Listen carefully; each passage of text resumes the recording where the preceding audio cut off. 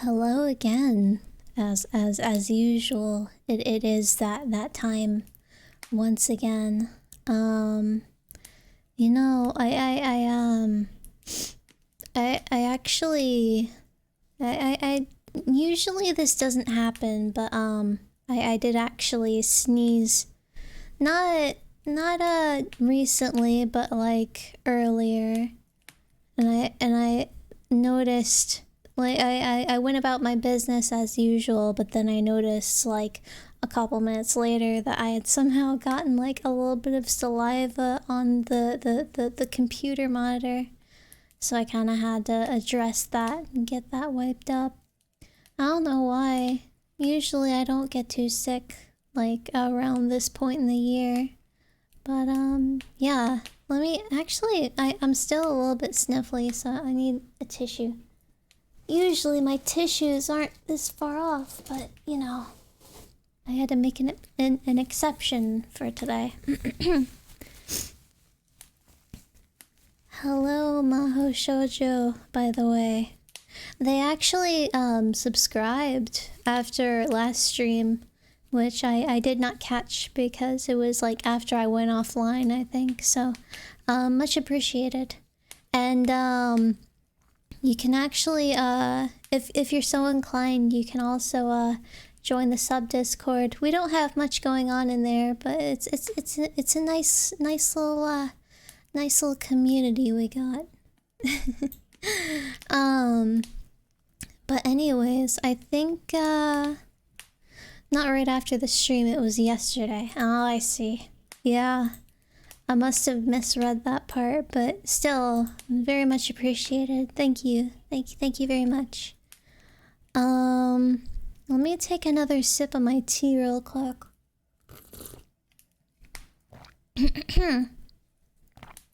And I think with that, we might actually be ready.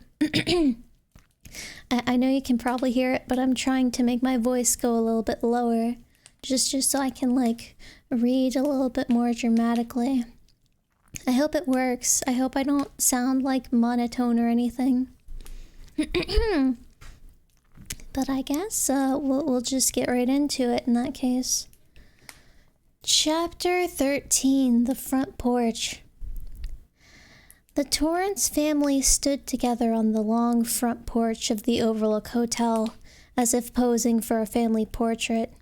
Danny in the middle, zippered into last year's fall jacket, which was now too small and starting to come out at the elbow.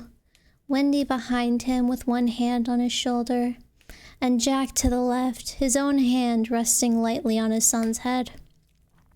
Mr. Ullman was a step below them, buttoned into an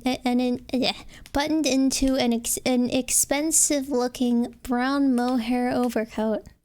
The sun was entirely behind the mountains now, edging them with gold fire, making the shadows around things look long and purple. The only 3 vehicles left in the parking lots were the hotel truck, Ullman's Lincoln Continental, and the battered Torrance VW. "You've got your keys, then," Ullman said to Jack. "And you understand fully about the furnace and the boiler?" Jack nodded, feeling some real sympathy for Ullman. Everything was done for the season. The ball of string was neatly wrapped up until next May 12th, not a day earlier or later. And Ullman, who was responsible for all of it, and who referred to the hotel in the unmistakable tones of infatuation, could not help looking for loose ends. "I think everything is well in hand," Jack said. "Good. I'll be in touch." But he still lingered for a moment, as if waiting for the wind to take a hand and perhaps gust him down to his car. He sighed. "All right. Have a good winter, Mr. Torrance, Mrs. Torrance. You too, Danny." "Thank you, sir," Danny said. "I hope you do too." "I doubt it," Ullman repeated, and he sounded sad. "The place in Florida is a dump, if the out-and-out truth is to be spoken. Busy work. The Overlook is my real job. Take good care of it for me, Mr. Torrance." "I think it will be here when you get back next spring," Jack said, and a thought flashed through Danny's mind. "But will we? But will we?" And was gone. Of course it will." Ullman looked out toward the playground where the hedge animals were clattering in the wind. Then he nodded once more in a businesslike way. "Goodbye, then." He walked quickly and prissily across to his car, a ridiculously big one for such a little man, and tucked himself into it. The Lincoln's motor purred into life, and the taillights flashed as he pulled out of his parking stall. As the car moved away, Jack could read the small sign at the head of the stall, "Reserved for Mr. Ullman, manager." "Right," Jack said softly. They watched until the car was out of sight, heading down the eastern slope. When it was gone, the 3 of them looked at each other for a silent, almost frightened moment. They were alone. Aspen leaves whirled and skittered in aimless packs across the lawn that was now neatly mowed and tended for no guest's eyes. There was no one to see the autumn leaves steal across the grass but the 3 of them. It gave Jack a curious shrinking feeling, as if his life force had dwindled to a mere spark, while the hotel and the grounds had suddenly doubled in size and become sinister, dwarfing them with sullen, inanimate power. Then Wendy said, "Look at you, Doc. Your nose is running like a fire hose. Let's get inside." And they did, closing the door firmly behind them against the restless whine of the wind. Part 3, The Wasp's Nest. You know, funnily enough, the word wasps, like wasps plural, is like such a tongue twister, especially if you're not like a native English speaker. Like that's such a complicated word. Imagine having to like say the word wasps as like a someone who's like not a native speaker. That's such a strange word, now that I think about it. Also, hello, Sin. Yes, you can't distract me this time. I'm too in my element here.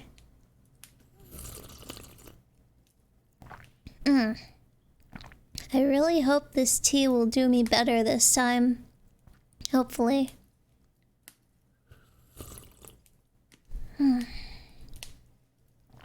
Alright. Chapter 14, Up on the Roof. Several S sounds close together can be tricky. Yep, that sure is. Alright, up on the roof. Oh, you goddamn fucking son of a bitch. Jack Torrance cried these words out in both surprise and agony as he slapped his right hand against his blue chambray work shirt, dislodging the big, slow-moving wasp that had stung him. Then he was scrambling up the roof as fast as he could, looking back over his shoulder to see if the wasp's brothers and sisters were rising from the nest he had uncovered to do battle. If they were, it would be too bad. The nest was between him and his ladder, and the trapdoor leading down into the attic was locked from the inside. The drop was 70 feet from the roof to the cement patio between the hotel and the lawn. The clear air above the nest was still and undisturbed. Jack whistled disgustedly between his teeth, sat straddling the peak of the roof, and examined his right index finger. It was swelling already, and he supposed he would have to try to creep past that nest to his ladder so he could go down and put some ice on it. It was October 20th. Wendy and Danny had gone down to Sidewinder in the hotel truck, an elderly, rattling Dodge that was still more trustworthy than the VW, which was now wheezing gravely and seemed terminal, to get 3 gallons of milk and do some Christmas shopping. It was early to shop, but there was no telling when the snow would come to stay. There had already been flurries, and in some places the road down from the overlook was slick with patch ice. So far the fall had been almost preternaturally beautiful. In the 3 weeks they had been here, Golden Day had followed Golden Day. Crisp 30-degree mornings gave way to afternoon temperatures in the low 60s. The perfect...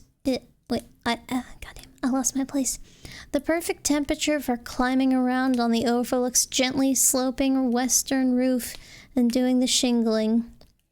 Jack had admitted freely to Wendy that he could have finished the job 4 days ago, but he felt no real urge to hurry. The view from up here was spectacular, even putting the vista from the presidential suite in the shade. More important, the work itself was soothing. On the roof, he felt himself healing from the troubled wounds of the last 3 years. On the roof, he felt at peace. Those 3 years began to seem like a turbulent nightmare. The shingles had been badly rotted, some of them blown entirely away by last year's storms.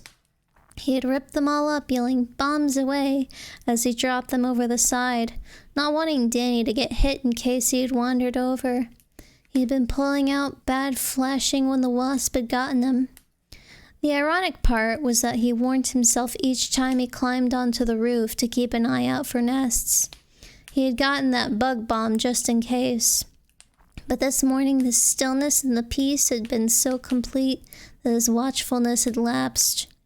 He had been back in the world of the play he was slowly creating, roughing out whatever scene he would be working on that evening in his head.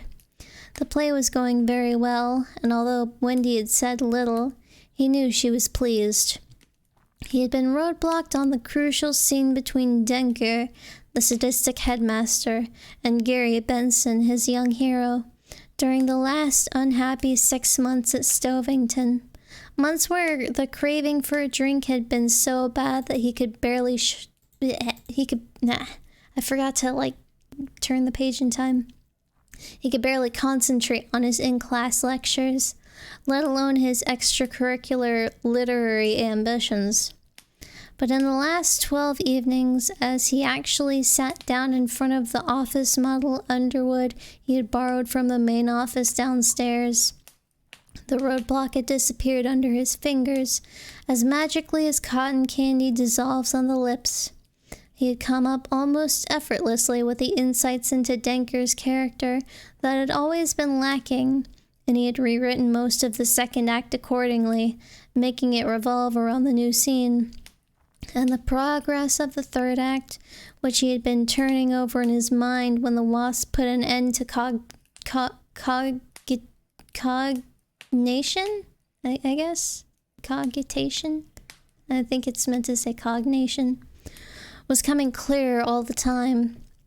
He thought he could rough it out in 2 weeks and have a clean copy of the whole damn play by New Year's. He had an agent in New York, a tough red-headed woman named Phyllis Sandler, who smoked Herbert Tarrytons, drank Jim Beam from a paper cup, and thought the literary sun rose and set on Sean O'Casey. She had marketed 3 of Jack's short stories, including the Esquire piece. He'd written her about the play, which was called The Little School, describing the basic conflict between Denker, a gifted student who had failed into becoming the brutal and brutalizing headmaster of a turn-of-the-century New England prep school, and Gary Benson, the student he sees as a younger version of himself. Phyllis had written back expressing interest and admonishing him to read O'Casey before sitting down to it. She had written him again earlier that year asking where the hell was the play. He had written back wryly that the little school had been indefinitely, and perhaps infinitely, delayed between hand and page in that interesting intellectual goby known as the writer's block. Now it looked as if she might actually get the play. Whether or not it was any good, or if it would ever see actual production, was another matter. And he didn't seem to care a great deal about those things. He felt in a way that the play itself, the whole thing, was the roadblock, a colossal symbol of the bad years at Stovington Prep, the marriage he had almost totaled like a nutty kid behind the wheel of an old jalopy, the monstrous assault on his son, the incident in the parking lot with George Hatfield, an incident he could no longer view as just another sudden and destructive flare of temper. He now thought that part of his drinking problem had stemmed from an unconscious desire to be free of Stovington, and the security he felt was stifling whatever creative urge he had. He had stopped drinking, but the need to be free had been just as great. Hence George Hatfield. Now all that remained of those days was the play on the desk in his and Wendy's bedroom, and when it was done and sent off to Phyllis's hole-in-the-wall New York agency, he could turn to other things. Not a novel. He was not ready to stumble into the swamp of another 3-year undertaking, but surely more short stories, perhaps a book of them. Moving warily, he scrambled back down the slope of the roof on his hands and knees, past the line of demarcation, where the fresh green bird shingles gave way to the section of roof he had just finished clearing. He came to the edge on the left of the wasp's nest he had uncovered, and moved gingerly toward it, ready to backtrack and bolt down his ladder to the ground if things looked too hot. He leaned over the section of pulled-out flashing and looked in. The nest was in there, tucked into the space between the old flashing and the final roof undercoating of 3x5s. It was a damn big one. The grayish paper ball looked to Jack as if it might be nearly 2 feet through the center. Its shape was not perfect because the space between the flashing and the boards was too narrow, but he thought the little buggers had still done a pretty respectable job. The surface of the nest was a crawl with the lumbering, slow-moving insects. They were the big mean ones, not yellow jackets, which were smaller and calmer, but wall wasps. They had been rendered sludgy and stupid by the fall temperatures, but Jack, who knew about wasps from his childhood, counted himself lucky that he had been stung only once. And, he thought, if Ullman had hired the job done in the height of summer, the workman who tore up that particular section of the flashing would have gotten one hell of a surprise. Yes, indeedy. When a dozen wall wasps land on you all at once and start stinging your face and hands and arms, stinging your legs right through your pants, it would be entirely possible to forget you were 70 feet up.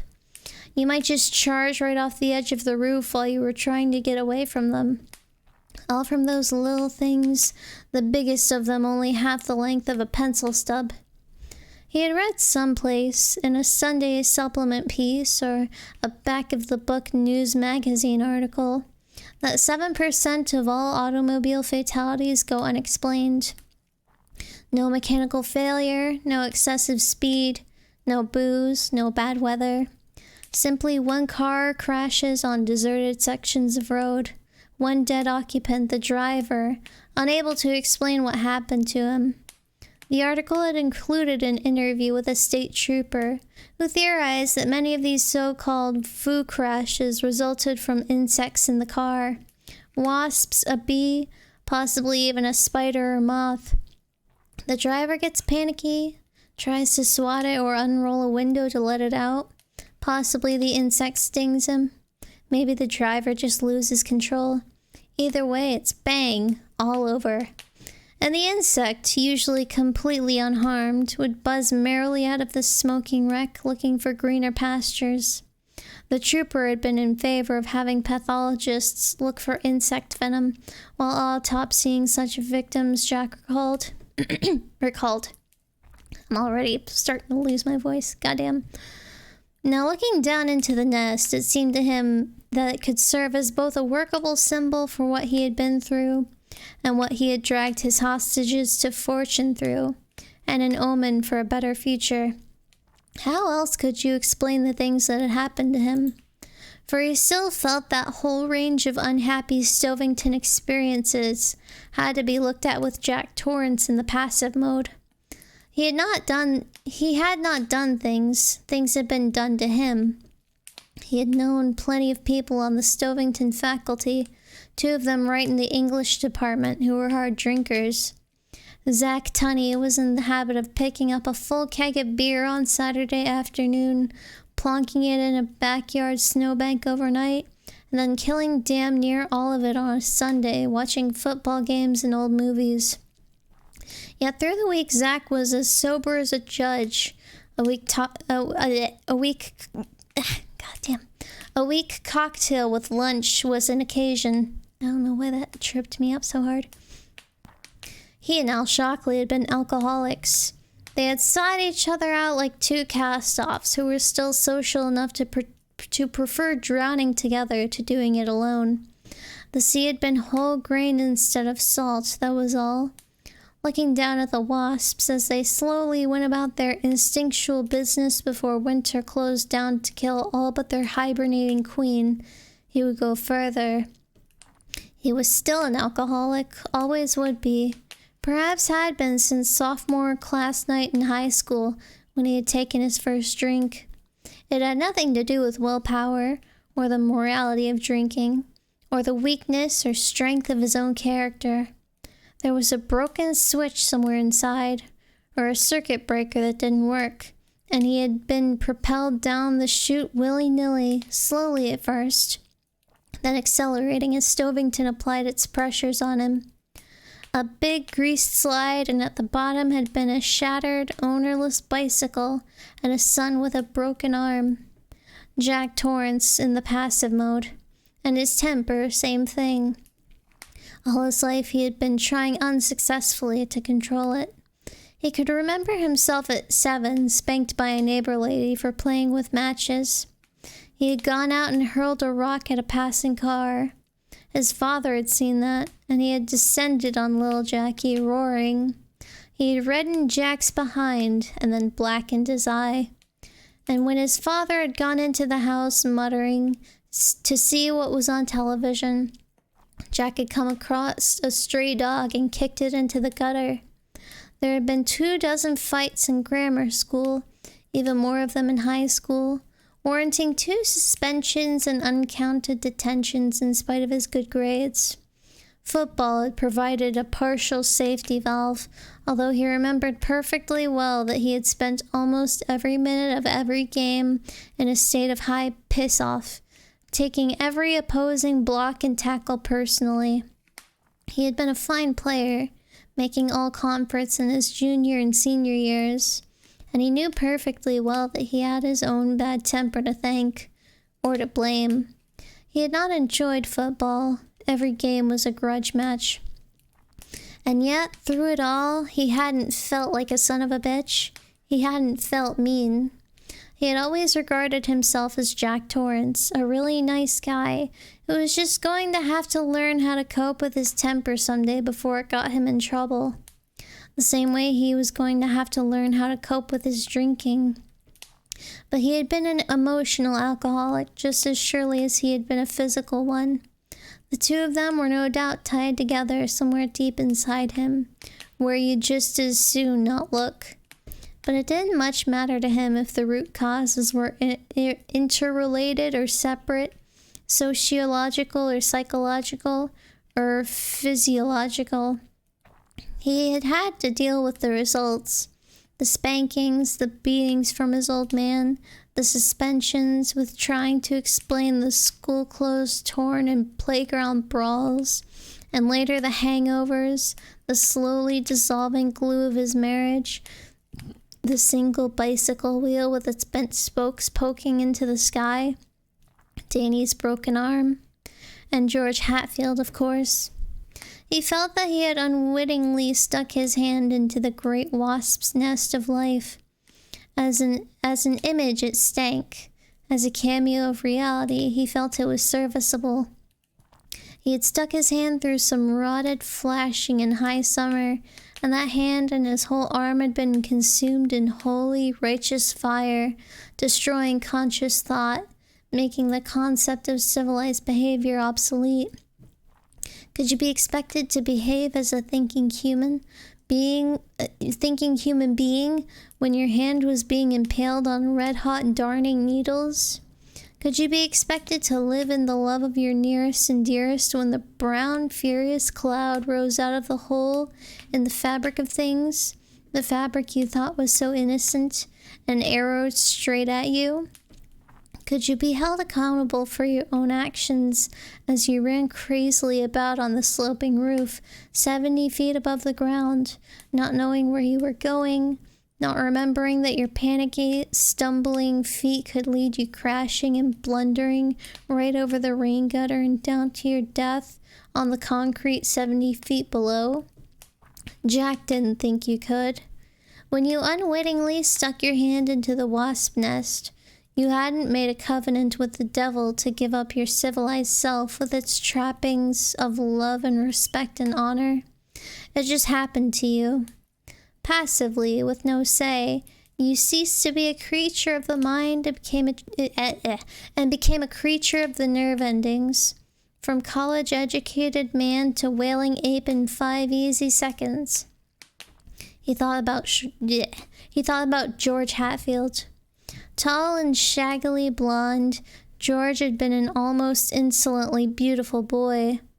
In his tight faded jeans and Stovington sweatshirt, with his sleeves carelessly pushed up to the elbows to disclose his tanned forearms, he had reminded Jack of a young Robert Redford. I can't fucking read today, I'm so sorry.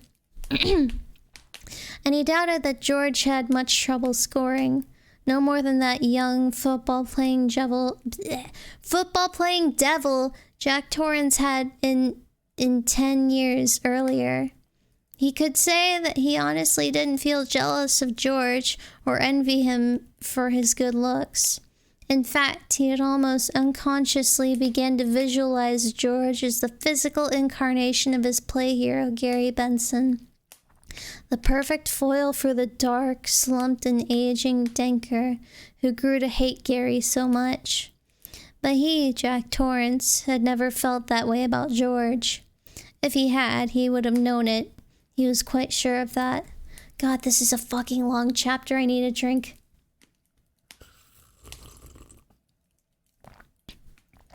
This goes on for fucking ever, dude. This is when I dislike...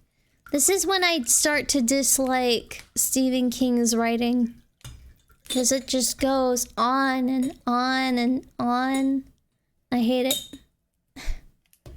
Also, I almost let the lid of the teapot loose and it almost fell in my cup.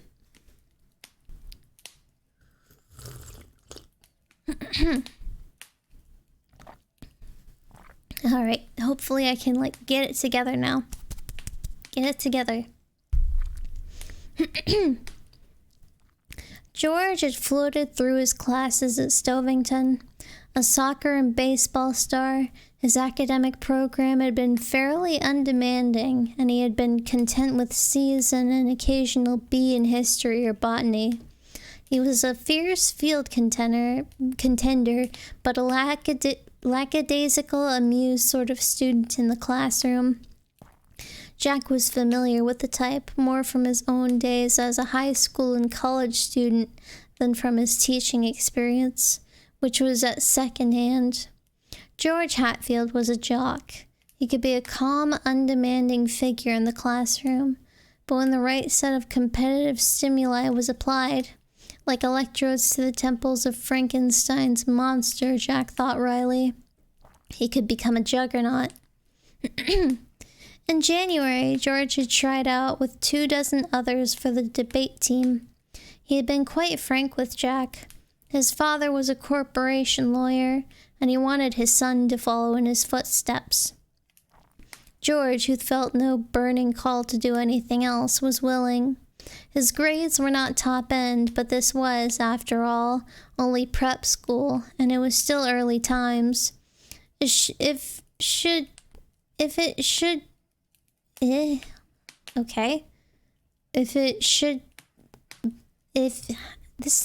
sentence is written so weirdly, I don't think it's like formatted correctly.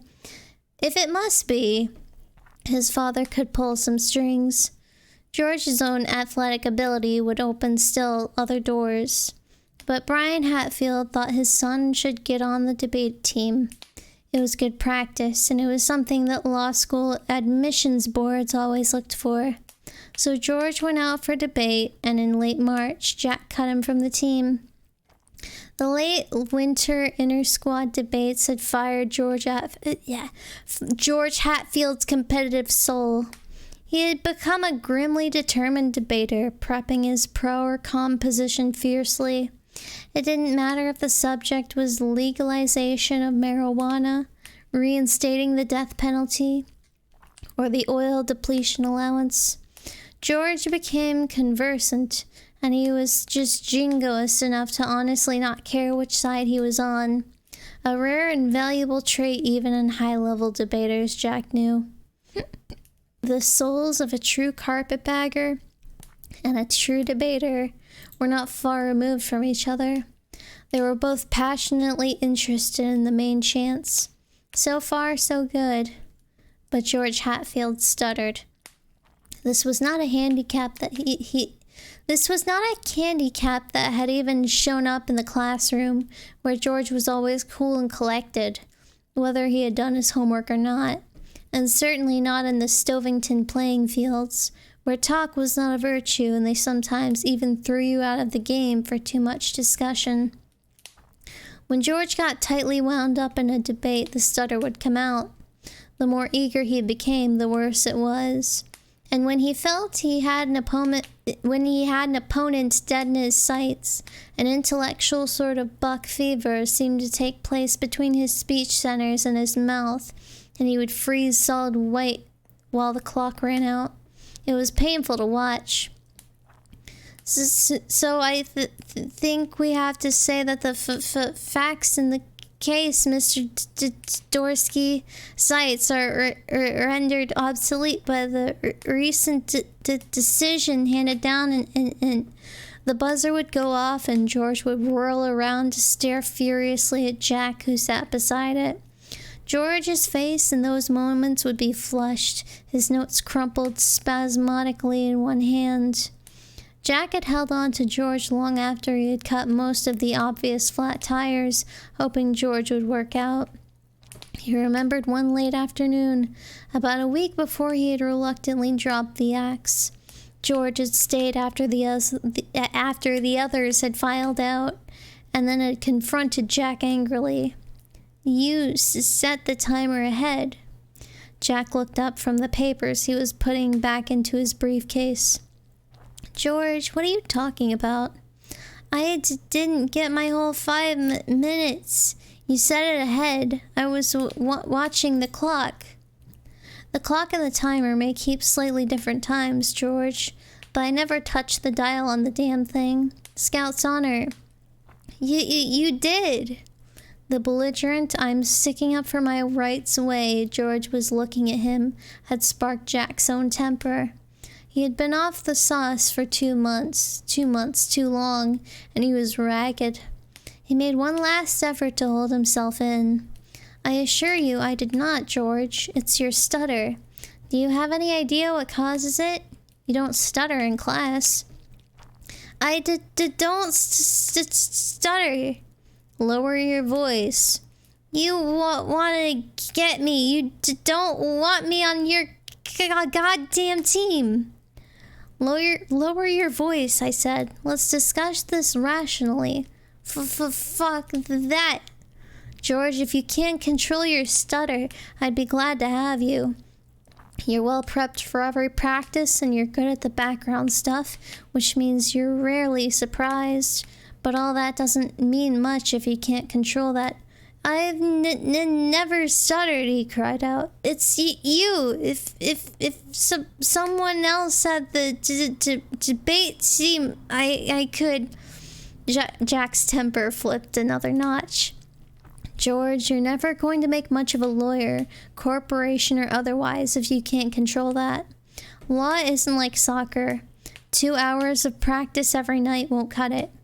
What are you going to do? Stand up in front of a board meeting and say, now, gentlemen, about this report? He suddenly flushed, not with anger, but with shame at his own cruelty. This was not a man in front of him, but a 17-year-old boy who was facing his first major defeat of his life, and maybe asking in the only way he could for Jack to help him find a way to cope with it. George gave him a final furious glance, his lips twisting and bucking as the words bottled up behind them struggled to find their way out. You said it ahead. You hate me because you know. With an inarticulate cry, he had rushed out of the classroom, slamming the door hard enough to make the wire-reinforced glass rattle in its frame. Jack had stood there, feeling rather than hearing the echo of George's Adidas in the empty hall.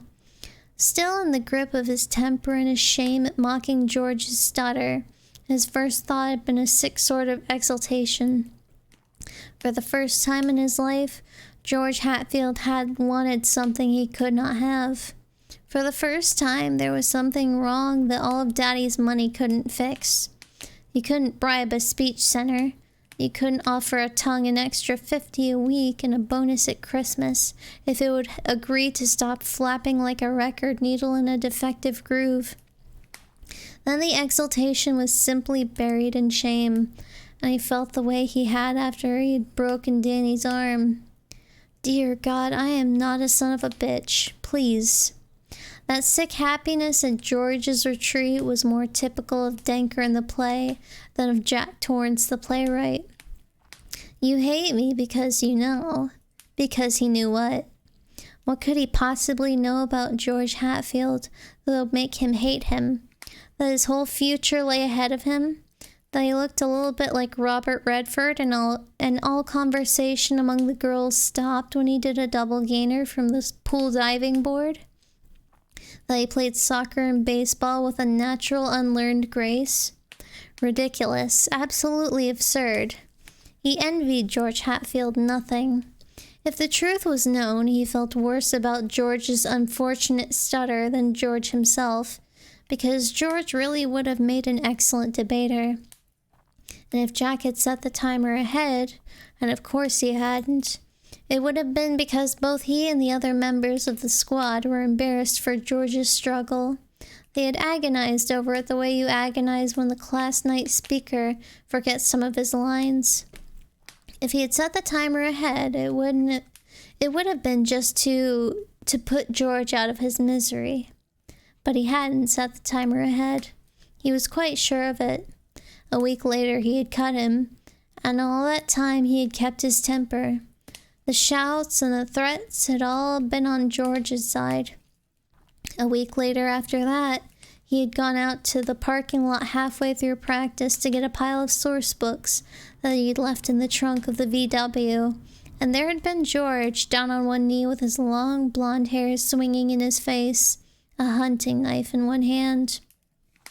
He was sawing through the VW's right front tire. The back tires were already shredded, and the bug sat on the flats like a small tired dog. Jack had seen red and remembered very little of the encounter that followed. Jesus fucking Christ, I'm so not on my A game tonight. He remembered a thick growl that seemed to issue from his throat. "All right, George, if that's how you want it, just come here and take your medicine." He remembered George looking up startled and fearful. He had said, "Mr. Torrance," as if to explain how all this was just a mistake. The tires had been flat when he got there, and he was just cleaning dirt out of the front treads with the tip of this gutting knife he had just happened to have with him, and Jack had waded in, his fists held up in front of him, and it seemed that he had been grinning, but he wasn't sure of that. The last thing he remembered was George holding up the knife and saying, "You better not come any closer." And the next thing was Miss Strong, the French teacher, holding Jack's arms, crying, screaming, "Stop it, Jack, stop it. You're going to kill him." He had blinked around stupidly. There was the hunting knife glittering harmlessly on the parking lot asphalt 4 yards away. There was his Volkswagen, his poor old battered bug, veteran of many wild midnight drunken rides, sitting on 3 flat shoes. There was a new dent in the right front fender, he saw, and there was something in the middle of the dent that was either red paint or blood. For a moment he had been confused, his thoughts, "Jesus Christ, Al, we hit him after all," of that other night. Jesus fucking Christ, what a chapter. My voice is like not even a fucking hour in and my voice is already dying. God damn it. Stephen King, you fucking bitch. Goddamn. I hate you. I hate you so much. I'm losing it.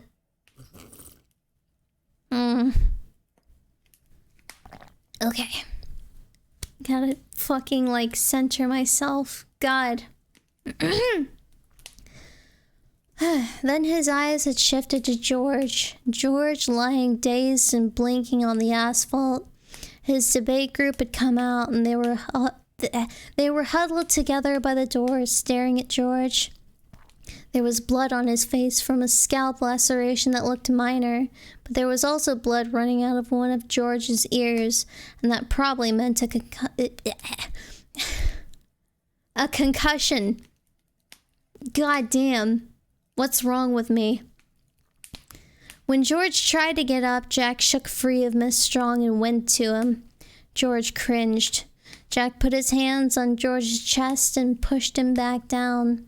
"Lie still," he said. "Don't try to move." He turned to Miss Strong, who was staring at them both with horror. "Please go call the school doctor, Miss Strong," he told her. She turned and fled toward the office. He looked at his debate class then.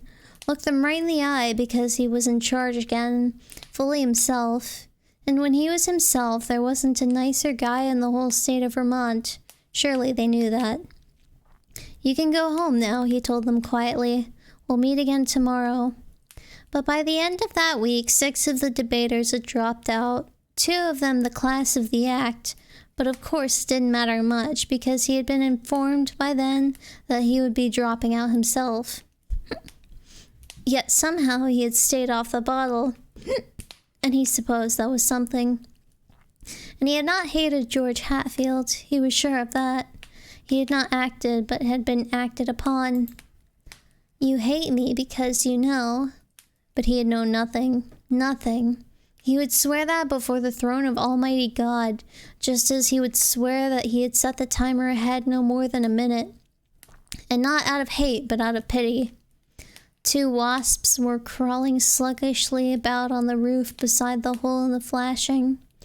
He watched them until they spread their aerodynamically unsound but strangely efficient wings and lumbered off into the October sunshine, perchance to sting someone else. God had seen fit to give them stingers, and Jack supposed they had to use them on somebody. How long he had been sitting there looking at that hole with its unpleasant surprise down inside, raking over old coals. He looked at his watch. Almost half an hour. He let himself down to the edge of the roof, dropped one leg over, and felt around until his foot found the top rung of the ladder, just before the overhang, or just below the other hang. Overhang, not other hang. Jesus. He would go down to the equipment shed where he had stored the bug bomb on a high shelf out of Danny's reach. He would get it, come back up, and then they would be the ones surprised. You could be stung, but you could also sting back. He believed that sincerely. 2 hours from now, the nest would be just so much chewed paper, and Danny could have it in his room if he wanted to. Jack had had one in his room when he was just a kid. It had always smelled faintly of wood smoke and gasoline. He could have it right by the side. He could have it right by the head of his bed. It wouldn't hurt him. I'm getting better. The sound of his own voice, confident in the silent afternoon, reassured him even though he hadn't meant to speak aloud. He was getting better. It was possible to graduate from passive to active, to take the thing that had once driven you nearly to madness as a neutral prize of no more than occasional academic interest. And if there was a place where the thing could be done, this was surely it. He went down to the ladder to get the bug bomb. They would pay. They would pay for stinging him. Oh God. How long was that fucking chapter? Let me go back. Good Lord. Like 20 pages? Okay, 1, 2, 3, 4, 5, 6, 7, 8, 9, 10, 11, 12, 13, 14, 15, 16. 16. 16 technically, but that's close to 20. 16 pages too much. Christ. Alright. Let me sip. I need to have it.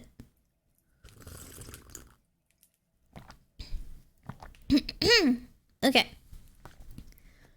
Stretch break. Okay. I was worried about to start reading again. Okay. I'm fine.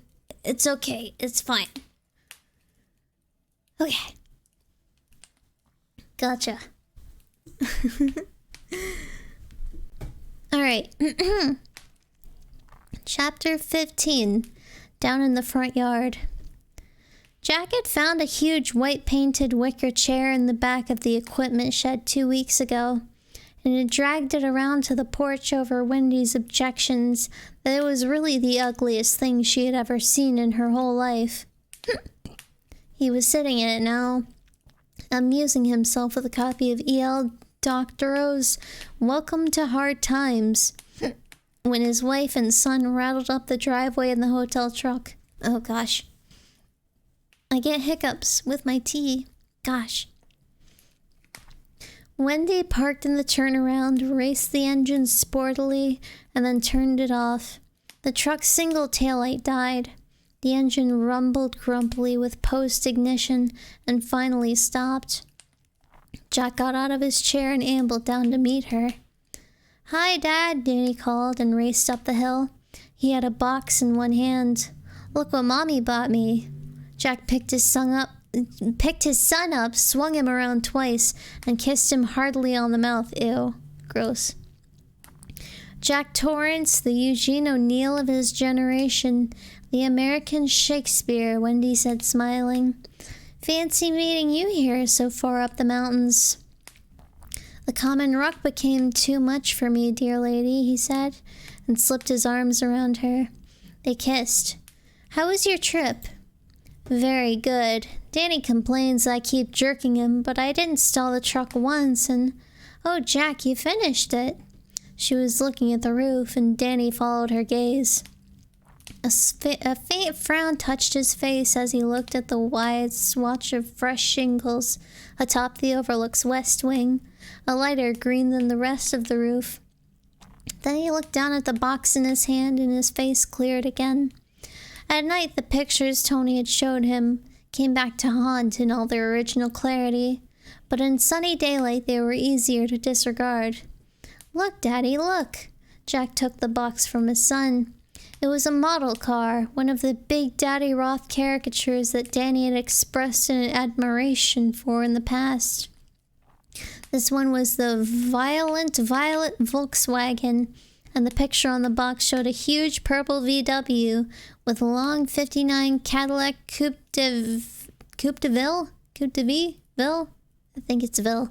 Taillights burning up a dirt track. The VW had a sunroof, and poking up through it, clawed hands on the wheel down below, was a gigantic warty monster with popping bloodshot eyes, a maniacal grin, and a gigantic English racing cap turned around backward. Wendy was smiling at him, and Jack winked at her. "That's what I like about you, Doc," Jack said, handing the box back. "Your taste runs to the quiet, the sober, the introspective. You are definitely the child of my loins. Mommy said you'd help me put it together as soon as I could read all the first Dick and Jane." "That ought to be by the end of the week," Jack said. "What else have you got in that fine-looking truck, ma'am?" She grabbed his arm and pulled him back. "No peeking. Some of that stuff is for you. Danny and I will take it in. You can get the milk. It's on the floor of the cab." "That's all I am to you," Jack cried, clapping a hand to his forehead. "Just a dray horse, a common beast of the field. Dray here, dray there, dray everywhere. Just dray that milk right into the kitchen, mister." "It's too much," he cried, and threw himself on the ground, while Danny stood over him and giggled. "Get up, you ox," Wendy said, and prodded him with the toe of her sneaker. "See," he said to Danny, "she called me an ox. You're a witness." "Witness, witness," Danny concurred gleefully, and Broad jumped his prone father. Jack sat up. "That reminds me, Chumley, I've got something for you, too, on the porch by my ashtray." "What is it?" "Forgot. Go and see." Jack got up, and the two of them stood together, watching Danny charge up the lawn and then take the steps to the porch 2 by 2. He'd put an arm around Wendy's waist. "You happy, babe?" She looked up at him solemnly. "This is the happiest I've been since we were married." "Is that the truth?" "God's honest." He squeezed her tightly. "I love you." She squeezed him back, touched. Those had never been cheap words with John Torrance.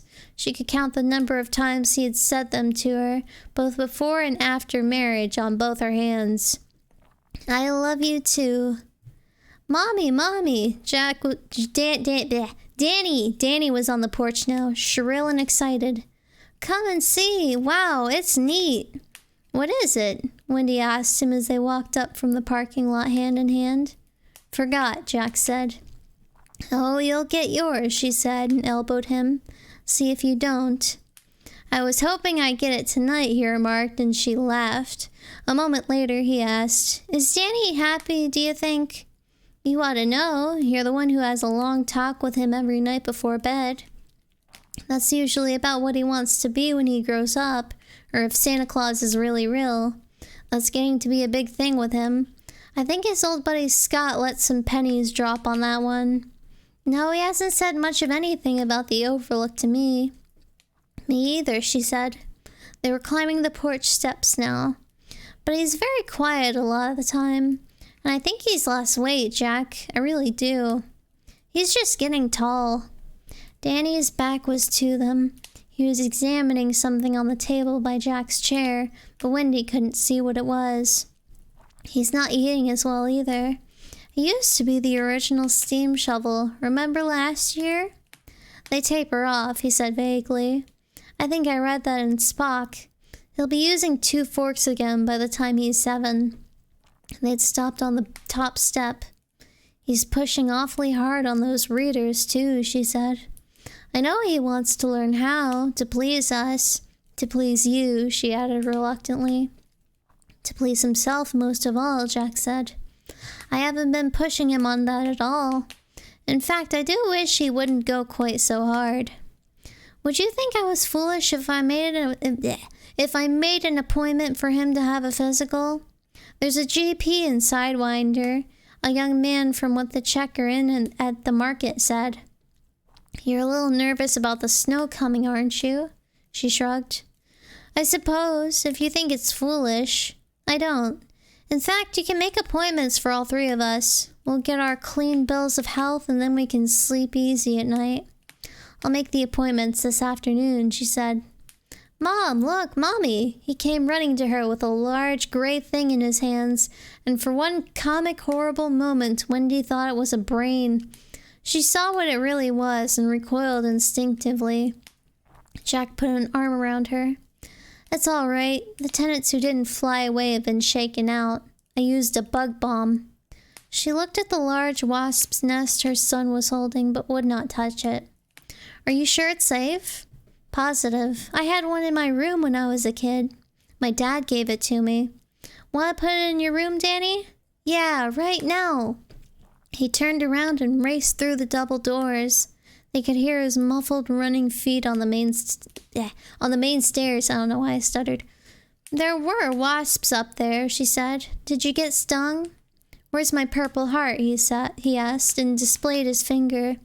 The swelling had already begun to go down, but she oohed over it satisfyingly and gave it a small, gentle kiss. Did you pull the stinger out? Wasps don't leave 'em in. That's bees. They have barbed stingers. Wasp stingers are smooth. That's what makes them so dangerous. They can sting again and again. Jack, are you sure that's safe for him to have? I followed the instructions on the bomb. The stuff is guaranteed to kill every single bug in 2 hours' time and dissipate with no residue. I hate them, she said. What, wasps? Anything that stings, she said. Her arms went to her elbows and cupped them. Her arms crossed over her breasts. I do too, he said, and hugged her. Okay. That was a comparatively short chapter.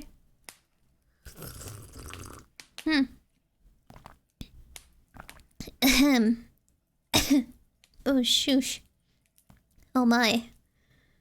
I think I want another sip. Yeah, wasps, no good. Don't need them. Don't really need them.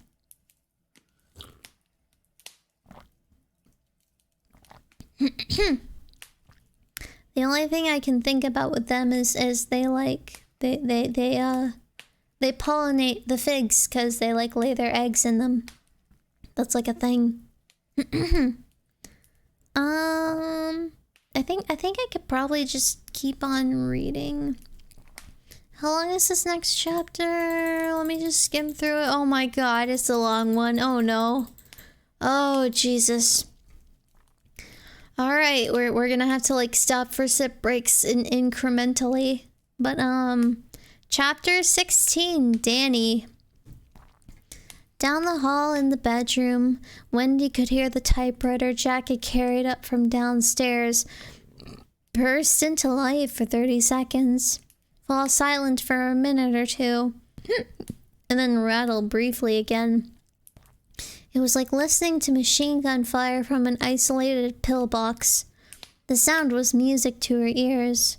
Jack had not been writing so steadily since the 2nd year of their marriage, when he wrote the story the Esquire had purchased. I'm getting to the point where I'm like having trouble swallowing again. So this read might be like not so standard length. I might just go for 2 hours instead of 2.5, you know? He said he thought the play would be done by the end of the year, for better or worse, and he would be moving on to something new. He said he didn't care if the little school stirred any excitement when Phyllis showed it around, didn't care if it sank without a trace, and Wendy believed that too. The actual act of his writing made her immensely hopeful. Not because she expected great things from the play, but because her husband seemed to be slowly closing a huge door on a room full of monsters.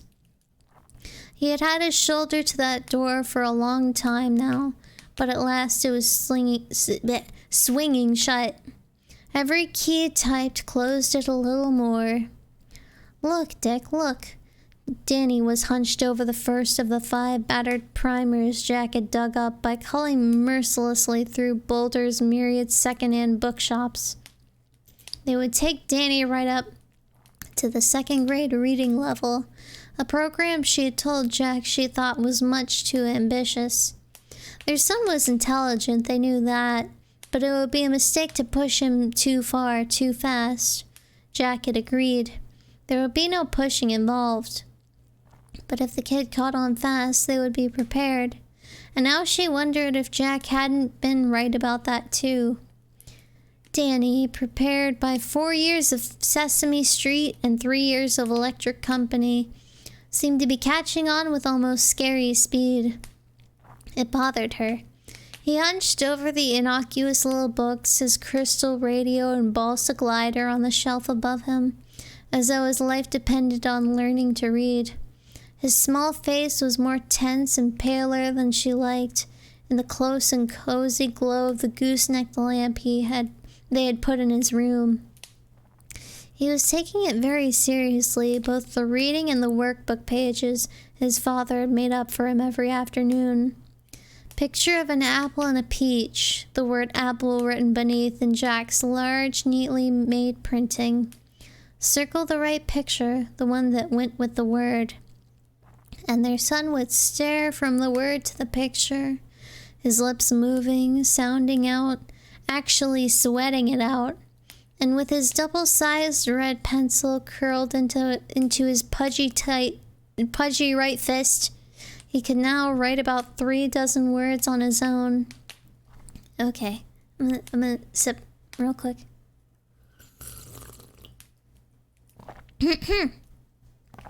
Okay. His finger traced slowly under the words in the reader. Above them was a picture. Wendy half remembered from her own grammar school days, 19 years before. A laughing boy with brown curly hair, a girl in a short dress, her hair in blonde ringlets, one hand holding a jump rope, a prancing dog running after a large red rubber ball, the 1st grade Trinity, Dick, Jane, and Jip. "See Jip run," Danny read slowly. "Run, Jip, run. Run, run, run." He paused, dropping his finger down a line. "See the..." He bent closer, his nose almost touching the page now. "See the..." "Not so close, Doc," Wendy said quietly. "You'll hurt your eyes. It's..." "Don't tell me," he said, sitting up with a jerk. His voice was alarmed. "Don't tell me. Mommy, I can get it." "All right, honey," she said. "But it's not a big thing. Really, it's not." Unheeding, Danny bent forward again. On his face was an expression that might be more commonly seen hovering over a graduate record exam in a college gym somewhere. She liked it less and less. "See the... B-A-L-L. See the... ball. See the ball. Ball." Suddenly triumphant, fierce. The fierceness in his voice scared her. "See the ball." "That's right," she said. "Honey, I think that's enough for tonight." "A couple more pages, Mommy, please." "No, Doc." She closed the red-bound book firmly. "It's bedtime."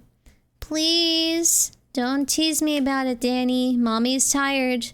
"Okay." But he looked longingly at the primer. "Go kiss your father and then wash up. Don't forget to brush." "Yeah." He slouched out, a small boy in pajama bottoms with feet, and a large flannel top with a football on the front, and New England Patriots written on the back. Jack's typewriter stopped, and she heard Danny's hearty smack. "Night, Daddy." "Good night, Doc. How'd you do?" Okay, I guess. Mommy made me stop. Mommy was right. It's past 8:30. Going to the bathroom? Yeah. Good. There's potatoes growing out of your ear. And onions and carrots and chives and Danny's giggle fading, then cut off by the firm click of the bathroom door. He was private about his bathroom functions, while both she and Jack were pretty much catch as catch can. Another sign, and they were multiplying all the time, that there was another human being in the place, not just a carbon copy of one of them, or a combination of both. It made her a little sad. Someday her child would be a stranger to her, and she would be strange to him, but not as strange as her own mother had become to her.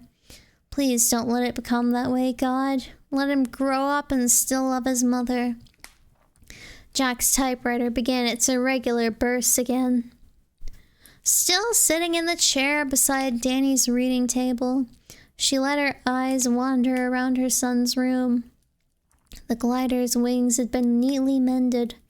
His desk was piled high with comic books, or picture books, coloring books, old Spider-Man comic books with the covers half torn off, Crayolas, and an untidy pile of Lincoln Logs. The VW model was neatly placed above these lesser things, its shrink wrap still undisturbed. He and his father would be putting it together tomorrow night, or the night after if Danny went on at this rate. And never mind the end of the week. His pictures of Pooh and Eeyore and Christopher Robin were tacked neatly to the wall, soon enough to be replaced with pin-ups and photographs of dope-smoking rock singers, she supposed. Innocence to experience. Human nature, baby. Grab it and growl. Still, it made her sad. Next year he would be in school, and she would lose at least half of him, maybe more, to his friends.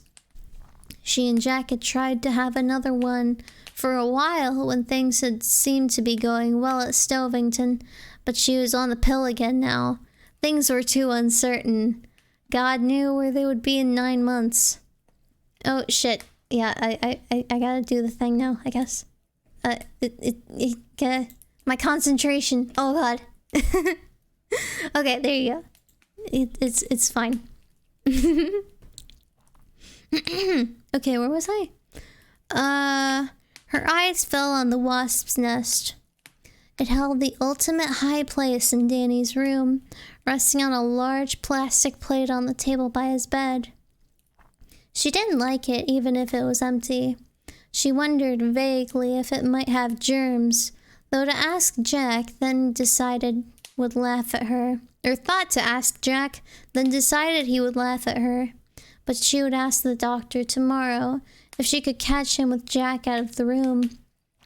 She didn't like the idea of that thing, constructed from the chewings and saliva of so many alien creatures lying within a foot of her sleeping son's head. The water in the bathroom was still running, and she got up and went into the big bathroom to make sure everything was okay. Jack didn't look up. He was lost in the world he was making, staring at the typewriter, a filter cigarette clamped in his teeth. She knocked lightly on the closed bathroom door. "You okay, Doc? You awake?" No answer. "Danny?" No answer. She tried the door. It was locked. "Danny?" She was worried now. The lack of any sound beneath the steady running water made her uneasy. "Danny, open the door, honey." No answer. "Danny!" Jesus Christ, Wendy, I can't think if you're going to pound on the door all night. Danny's locked himself in the bathroom and he doesn't answer me. Jack came around the desk looking put out. He knocked on the door once, hard. "Open up, Danny. No games." No answer. Jack knocked harder.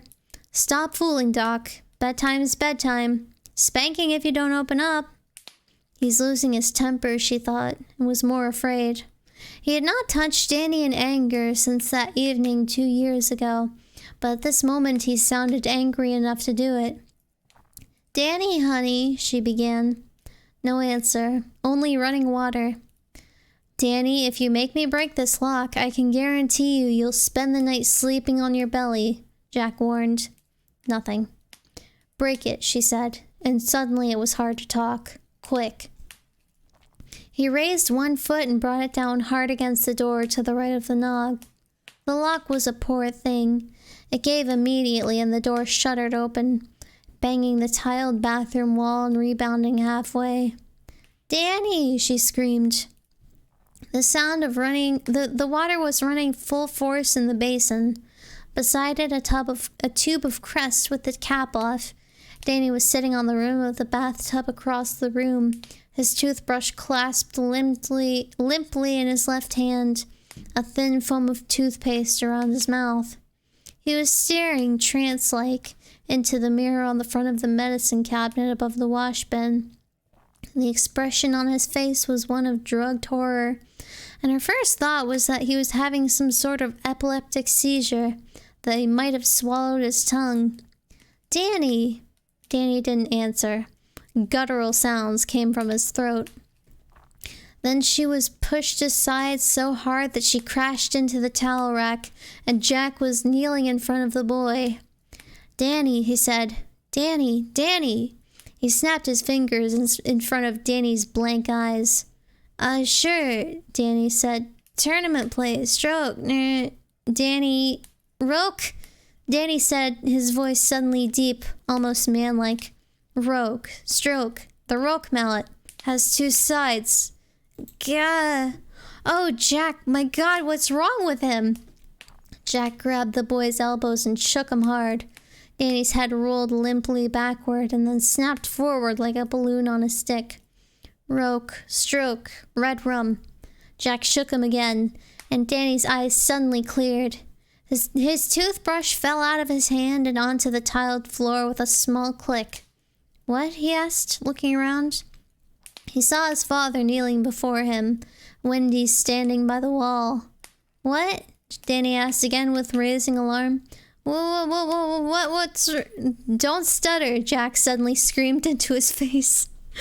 Danny cried out in shock, his body going tense, trying to draw away from his father. And then he collapsed into tears. Stricken, Jack pulled him close. Oh, honey, I'm sorry. I'm sorry, Doc. Please don't cry. I'm sorry. Everything's okay. The water ran ceaselessly in the basin, and Wendy felt that she had suddenly stepped into some grinding nightmare where time ran backward to the time where her drunken husband had broken her son's arm and had then muled over him in almost the exact same words.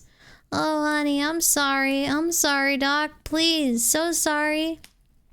She ran to them both, pried Danny out of Jack's arms somehow. She saw the look of angry reproach on his face, but filed it away for later consideration, and lifted him up. She walked him back into the small bedroom, Danny's arms clasped around her neck, Jack trailing them. She sat down on Danny's bed and rocked him back and forth, soothing him with nonsensical words repeated over and over. She looked up at Jack, and there was only worry in his eyes now. He raised questioning eyebrows at her. She shook her head faintly. Danny, she said. Danny. It's okay, Doc. It's fine. At last, Danny was quiet, only faintly trembling in her arms. Yet it was Jack he spoke to first, Jack who was now sitting beside them on the bed, and she felt the old faint pang. It's him first, and it's always been him first, of jealousy. Jack had shouted at him, she had comforted him, yet it was to his father that Danny said, I'm sorry if I was bad. Nothing to be sorry for, Doc. Jack ruffled his hair. What the hell happened in there? Danny shook his head slowly, dazedly. I don't know. Why did you tell me to stop stuttering, Daddy? I don't stutter. Of course not, Jack said heartily. But Wendy felt a cold finger touch her heart. Jack suddenly looked scared, as if he had seen something that might have just been a ghost. Something about the timer, Danny muttered. What? Jack was leaning forward, and Danny flinched in her arms. Jack, you're scaring him, she said, and her voice was high, accusatory. It suddenly came to her that they were all scared. But of what? I don't know, Danny was saying to his father. What did I say, Daddy? Nothing, Jack muttered. He took his handkerchief from his back pocket and wiped his mouth with it. Wendy had a moment of that sickening time is running backward feeling again. It was a gesture she remembered well from his drinking days. Why did you lock the door, Danny? She asked gently. Why did you do that? Tony, he said. Tony told me to. They exchanged a glance over the top of his head. Did Tony say why, son? Jack asked quietly. I was brushing my teeth and I was thinking about my reading, Danny said. Thinking real hard. And I saw Tony way down in the mirror. He said he wanted to show me again. You mean he was behind you? Wendy asked. No, he was in the mirror. Danny was very emphatic on this point. Way down deep. And then I went through the mirror. The next thing I remember, Daddy was shaking me and I thought I was being bad again. Jack winced as if struck. No, Doc, he said gently. Tony told you to lock the door? Wendy asked, brushing his hair. Yes. And what did he want to show you? Danny tensed in her arms. It was as if the muscles in his body had turned into something like piano wire. I don't remember, he said, distraught. I don't remember. Don't ask me. I don't remember nothing. Shh, Wendy said, alarmed. She began to rock him again. It's all right if you don't remember, hon. Sure it is. At last, Danny began to relax again. Do you want me to stay a little while? Read you a story? No, just the nightlight. He looked shyly at his father.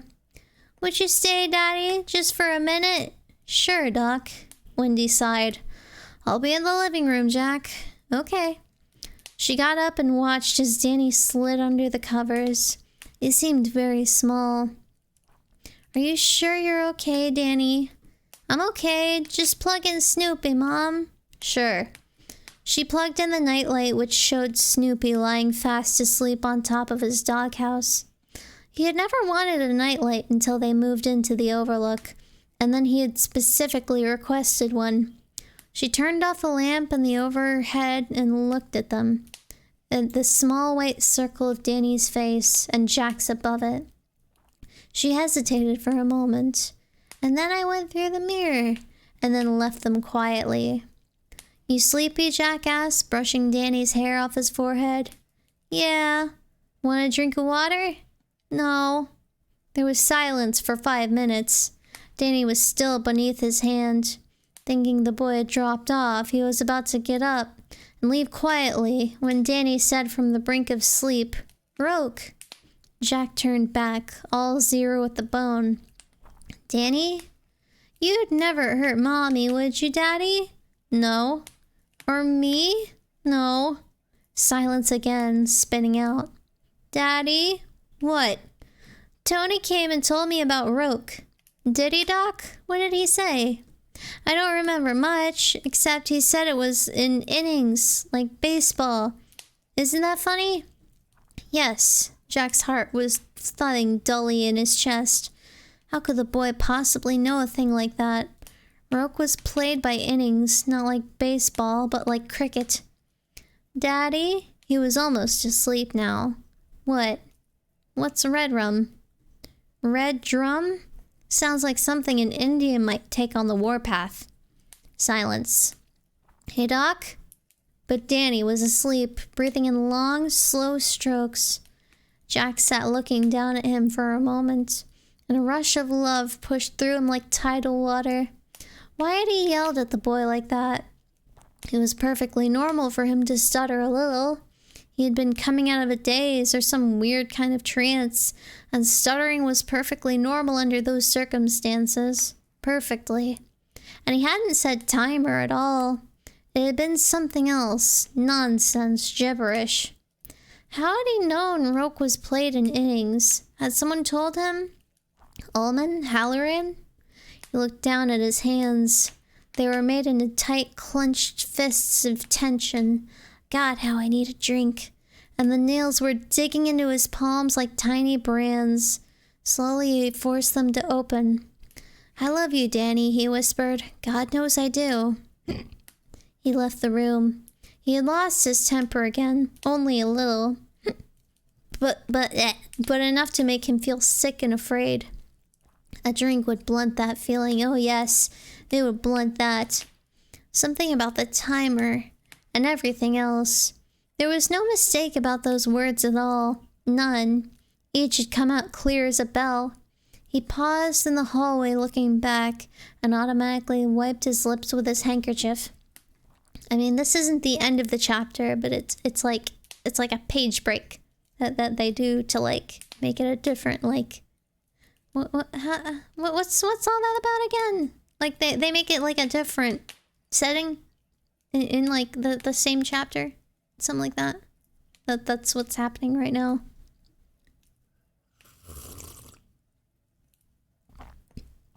My tea's getting cold. I need to put it back on the warmer. Okay. I'm gonna just go ahead and do that, I guess. Okay, there we go. Their shapes were only dark silhouettes in the glow of the nightlight. Wendy, wearing only panties, went to his bed and tucked him in again. He had kicked the covers back. Jack stood in the doorway watching as she put her inner wrist above his forehead. Is he feverish? No. She kissed his cheek. Thank God you made the appointment, he said as he came back to the doorway. You think that guy knows his stuff? The checker said he was very good. That's all I know. If there's something wrong, I'm gonna send you and him to your mother's, Wendy. No. I know, he said, putting an arm around her. How you feel? You don't know how I feel at all about her. Wendy, there's no place else I can send you. You know that. If you came without this job, we're done, he said simply. You know that. Her silhouette nodded slowly. She knew it. When I had that interview with Ullman, I thought he was just blowing off his bazoo. Now I'm not so sure. Maybe I really shouldn't have tried this with you two along, 40 miles from nowhere. I love you, she said, and Danny loves you even more if that's possible. He would have been heartbroken, Jack. He will be if you send us away. Don't make it sound that way. If the doctor says there's something wrong, I'll look for a job in Sidewinder, she said. If I can't get one in Sidewinder, Danny and I will go to Boulder. I just can't go to my mother, Jack. Not on those terms. Don't ask me. I just can't. I guess I know that. Cheer up. Maybe it's nothing. Maybe. The appointment's at 2? Yes. Let's leave the bedroom door open, Wendy. I want to, but I think he'll I think he'll sleep through now. But he didn't. Okay. Another page break means another sip. That's how this works.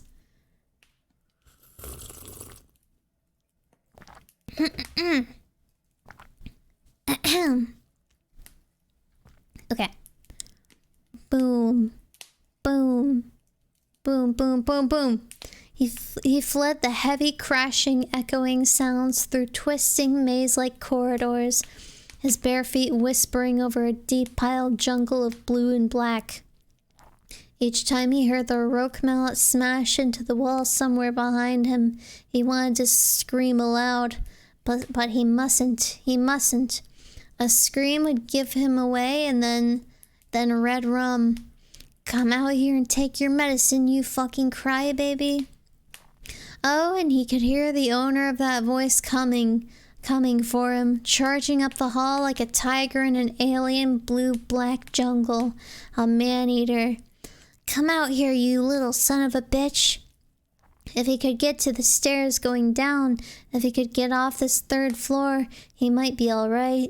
Even the elevator, if he could remember what had been forgotten. But it was dark, and in his terror he had lost his orientation.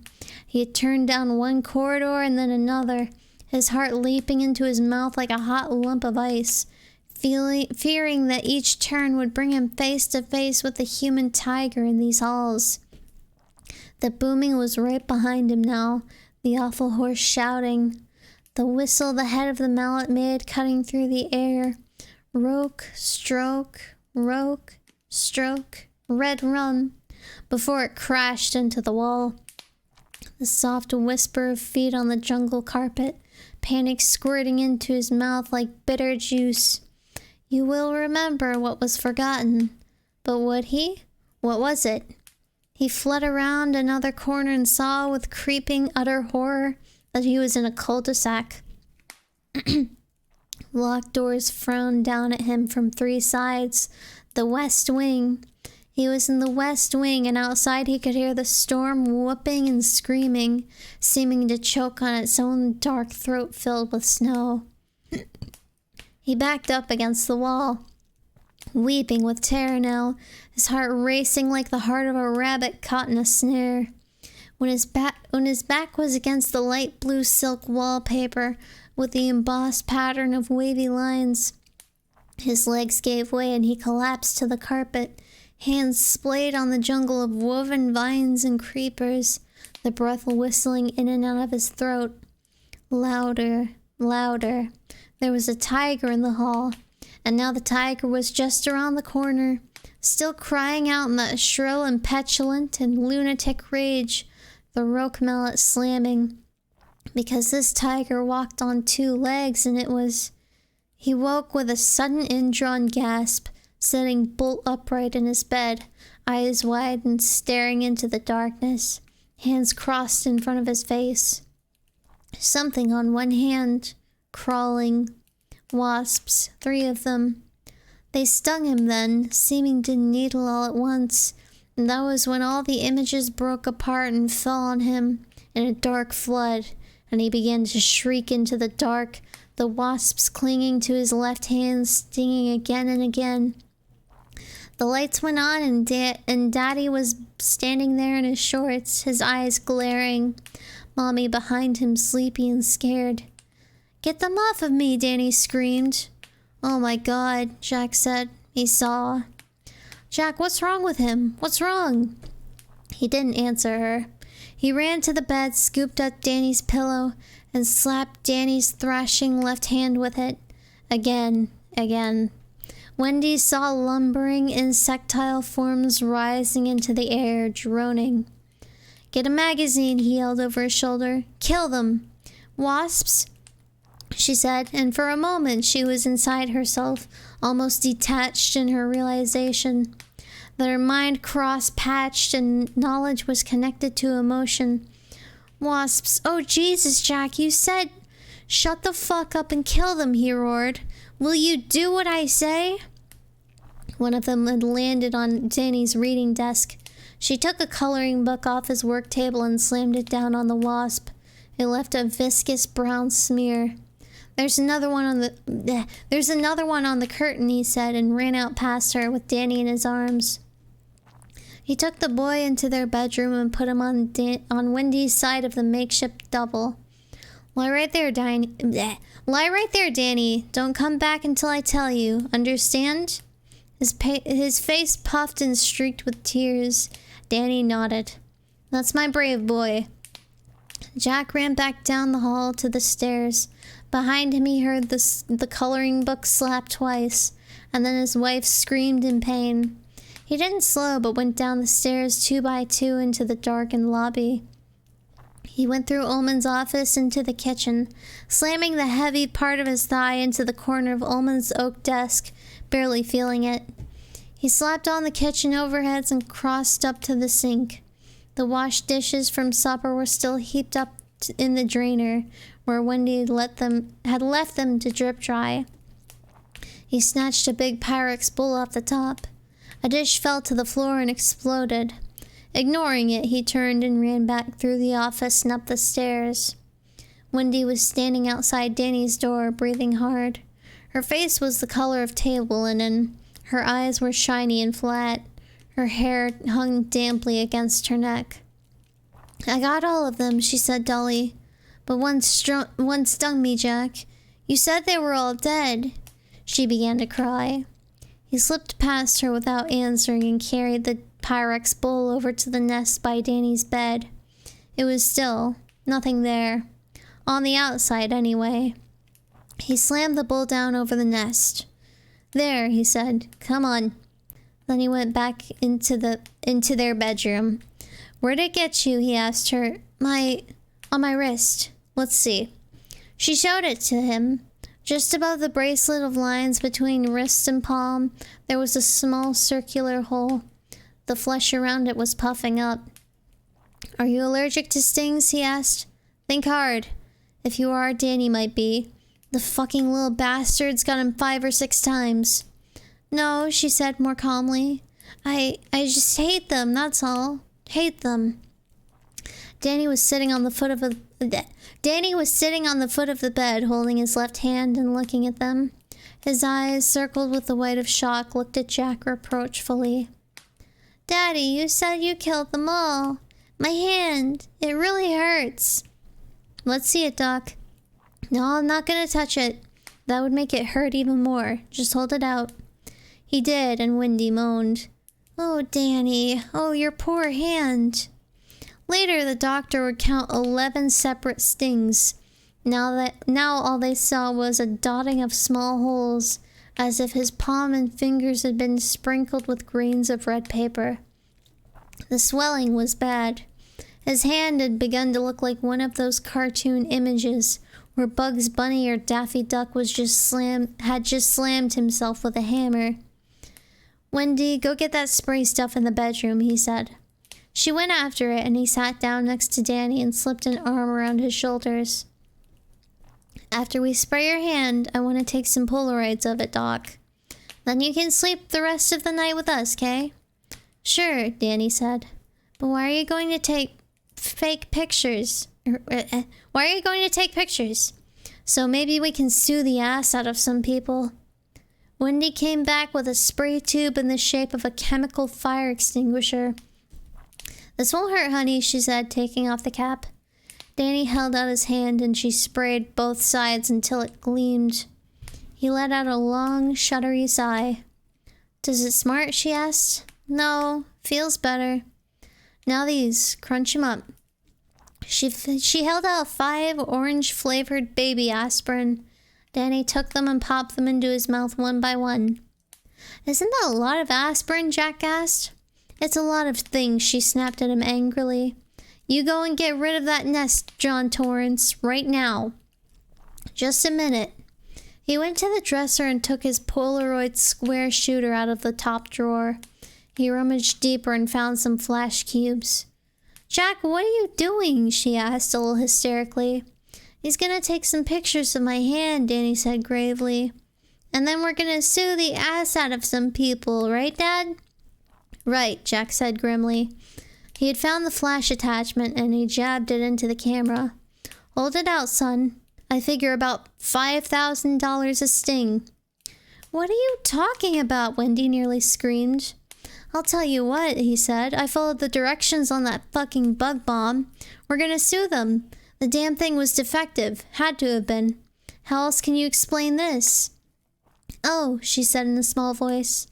He took 4 pictures, pulling out each covered print for Wendy to tie him on the small locket which she wore around her neck. Danny, fascinated with the idea that his stung hand might be worth thousands and thousands of dollars, began to lose some of his fright and take an active interest. The hand throbbed dully, and he had a small headache.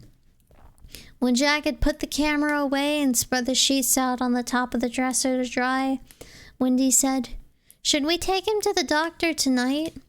Not unless he's really in pain, Jack said. If a person has a strong allergy to wasp venom, it hits within 30 seconds. Hits? What are you? A coma. Or convulsions. Oh my Jesus. She kept her hands over her elbows and hugged herself, looking pale and worn. How do you feel, son? Think you could sleep?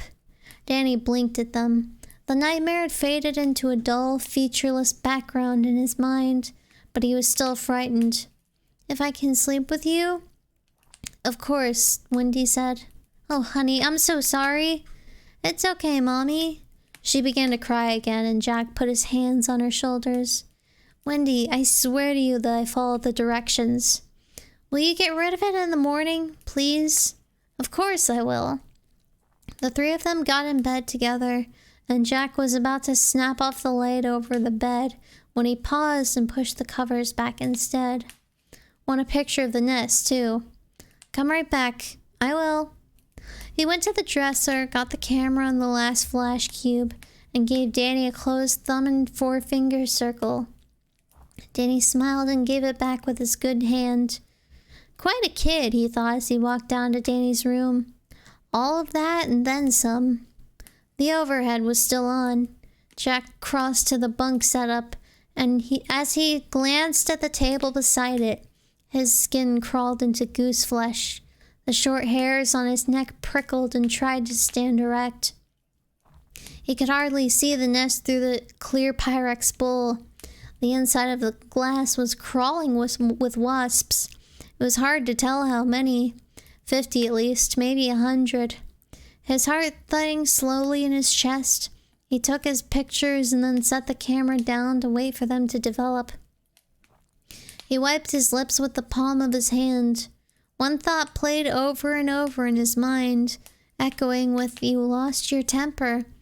You lost your temper. You lost your temper." An almost superstitious dread. They had come back. He'd killed the wasps, but they had come back.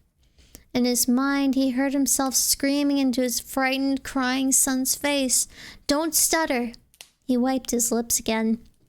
He went to Danny's work table, rummaged in its drawers, and came up with a big jigsaw puzzle with a fiberboard backing. He took it over to the bed table and carefully slid the bowl and the nest into it. The wasps buzzed angrily inside their prison. Then, putting his hand firmly on top of the bowl so it wouldn't slip, he went out and into the hall. "Coming to bed, Jack?" Wendy asked. "Coming to bed, Daddy? Have to go downstairs for a minute," he said, making his voice light. How had it happened? How in God's name? The bomb sure hadn't been a dud. He had seen the thick white smoke start to puff out of it when he had pulled the ring. And when he had gone up 2 hours later, he had shaken a drift of small dead bodies out of the hole in the top. And how? Spontaneous regeneration? That was crazy. 17th century bullshit. Insects didn't regenerate. And even if wasp eggs couldn't mature full-grown insects in 12 hours, or even if wasp eggs could mature full-grown insects in 12 hours, this wasn't the season in which the queen laid. That happened in April or May. Fall was their dying time. A living contradiction, the wasps buzzed furiously under the bowl. He took them downstairs and through the kitchen. In the back there was a door which gave on the outside. A cold night wind blew against his nearly naked body, and his feet went numb almost instantly against the cold concrete of the platform he was standing on. The platform where milk deliveries were made during the hotel's operating season. He put the puzzle and the bowl down carefully, and when he stood up, he looked at the thermometer nailed outside the door. Fresh up with 7-Up, the thermometer said, and the mercury stood at an even 25 degrees. The cold would kill them by morning. He went in and shut the door firmly. After a moment's thought, he locked it too. He crossed the kitchen again and shut off the lights. He stood in the darkness for a moment, thinking, wanting a drink. Suddenly, the hotel seemed full of 1,000 stealthy sounds, creakings and groans in the sly sniff of the wind under the eaves, where more wasps' nests might be hanging like deadly fruit. They had come back.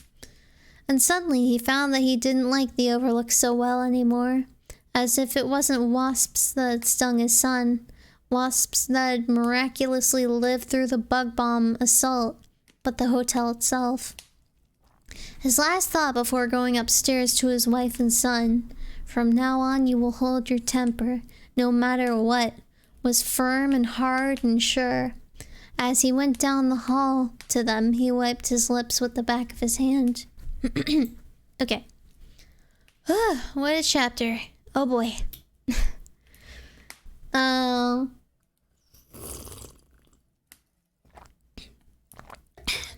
I'm already almost out of tea too. So that's a thing. Yeah, let me take like one more sip. Oh, the thing hadn't been on. Usually it's like automatically triggered by weight. But I guess like the weight of the cup is like so light that it doesn't trigger unless I like push it down, you know?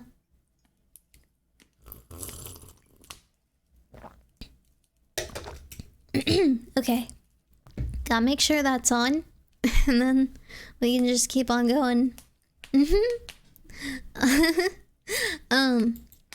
Anyways, chapter 17, the doctor's office. Hold on, I got like a piece of like lemon rind in the back of my mouth. That was bothering me. Chapter 17, the doctor's office. Stripped to his underpants lying on the examination table, Danny Torrance looked very small. He was looking up at Dr. Just Call Me Bill Edmonds, who was wheeling a large black machine up beside him. Danny rolled his eyes to get a better look at it. "Don't let it scare you, guy," Bill Edmonds said. "It's an electroencephalograph, and it doesn't hurt." We call it EEG for short. I'm gonna hook a bunch of wires to your head. No, not stick them in, only tape them. And the pens in this part of the gadget will record your brain waves. Like on the $6 Million Man? About the same. Would you like to be Steve Austin when you grow up? No way, Danny said as the nurse began to tape the wires to a number of tiny shaved spots on his scalp. My daddy says that someday he'll get a short circuit and then he'll be up the creek. I know that creek well, Dr. Edmonds said amiably. I've been up it a few times myself, sans paddle. And EEG will tell us a lot of things, Danny. Like what? Like for instance, if you have epilepsy. That's a little problem where... Yeah, I know what epilepsy is. Really? Sure. There was a kid in my nursery school back in Vermont. I went to nursery school when I was a little kid, and he had it. He wasn't supposed to use the flashboard. What was that, Dan? He had turned on the machine. Thin lines began to trace their ways across graph paper. It had all these lights, all different colors, and when you turned it on, some colors would flash, but not all. And you had to count the colors, and if you pushed the right button, you could turn it off. Brent couldn't use that. That's because bright flashing lights sometimes cause an epileptic seizure. You mean using the flashboard might have made Brent pitch a fit? Edmonds and the nurse exchanged a brief, amused glance. Inelegantly but accurately put, Danny. What? I said you're right, except you should say seizure instead of pitch a fit. That's not nice. Okay, lie just as still as a mouse now. Okay.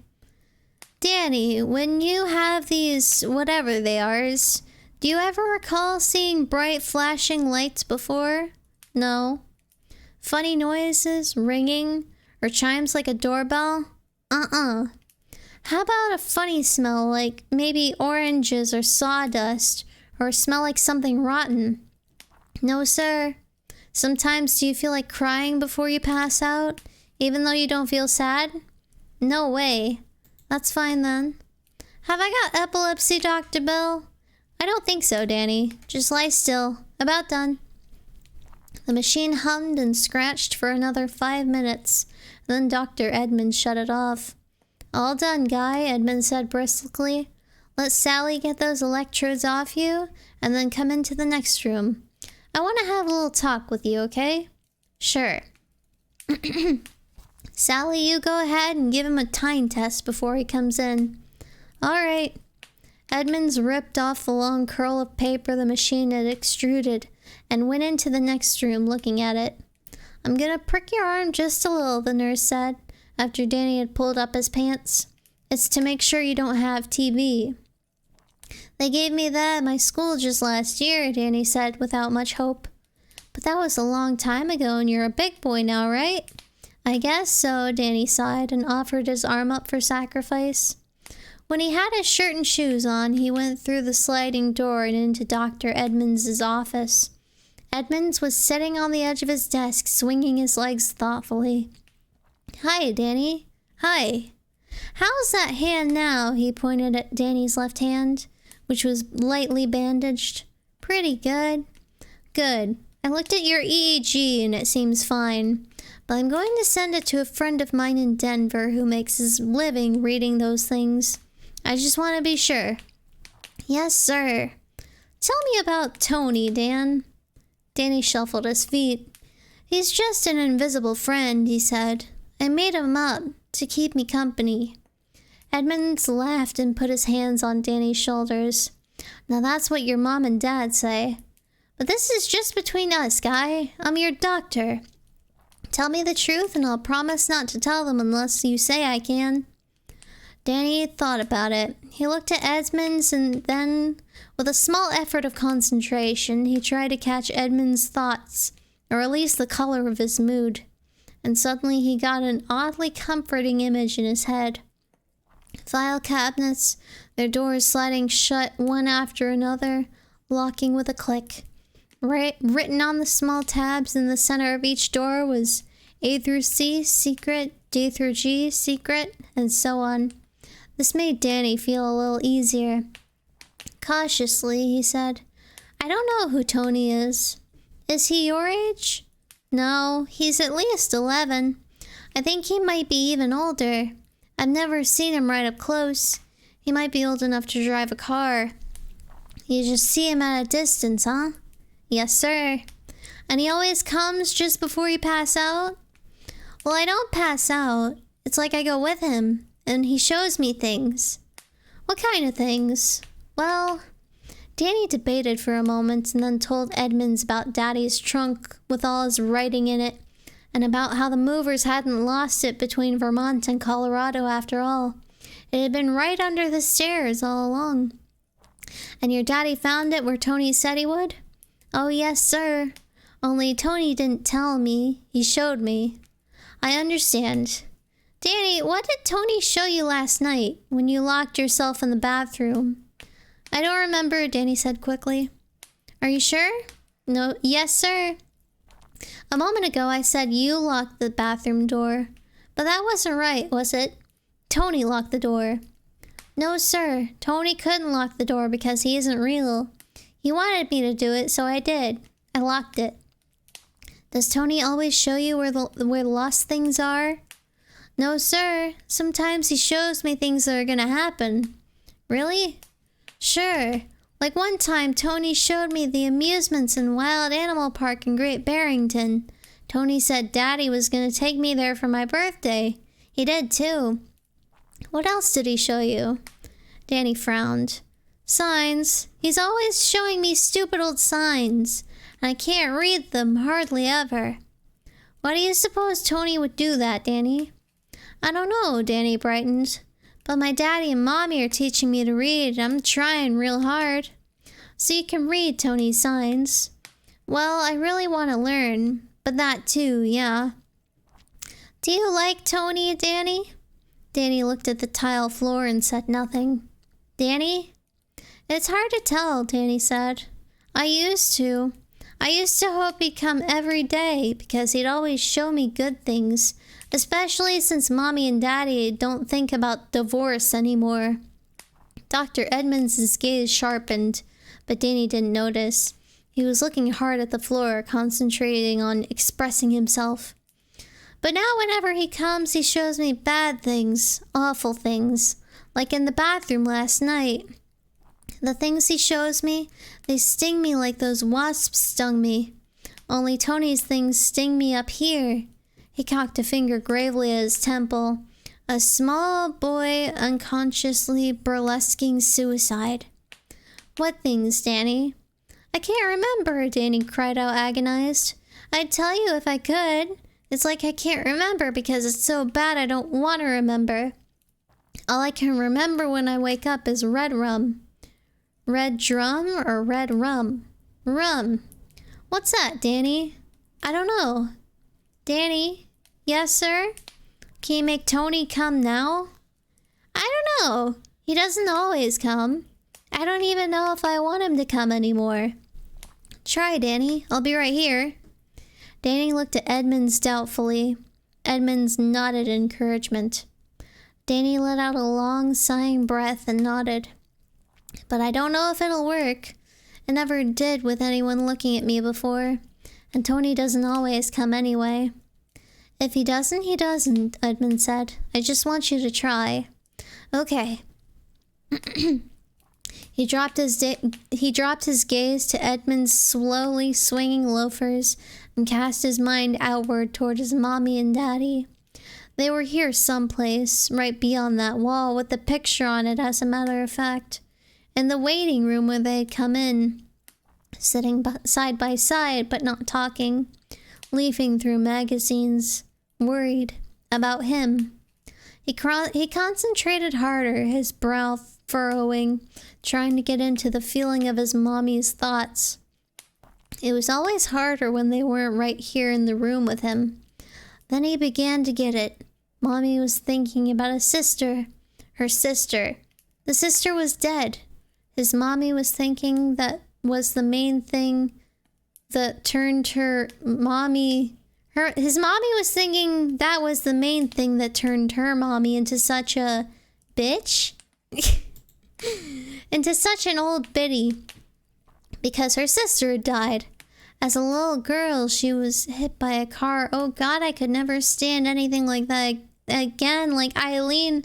But what if he's sick, really sick? Cancer, spinal meningitis, leukemia, brain tumor, like John Gunther's son, or muscular dystrophy. Oh geez, kids his age get leukemia all the time. Radium treatments, chemotherapy. We can't afford anything like that. But of course, they can't just turn you right out to die on the street, can they? And anyway, he's all right. You really shouldn't let yourself think, Danny, about Eileen and Danny, that car. Danny. But Tony wasn't there, only his voice. And as it faded, Danny followed it down into darkness, flailing and tumbling down some magic hole between Dr. Bill's swinging loafers, past a loud knocking sound. Further, a bathtub cruised silently by in the darkness, with some horrible thing lolling in it. Past a sound like sweetly chiming church bells, past a clock under a dome of glass. Then the dark was pierced feebly by a single light, festooned with cobwebs. The weak glow disclosed a stone floor that looked damp and unpleasant. Somewhere not far distant was a steady mechanical roaring sound, but muted, not frightening. Soporific? That's a new word. It was the thing that would be forgotten, Danny thought with dreamy surprise. And as his eyes adjusted to the gloom, he could see Tony just ahead of him, a silhouette. Tony was looking at something and Danny strained his eyes to see what it was. Your daddy. See your daddy? Of course he did. How could he have missed him, even in the basement light's feeble glow? Daddy was kneeling on the floor, casting a beam of a flashlight over old cardboard boxes and wooden crates.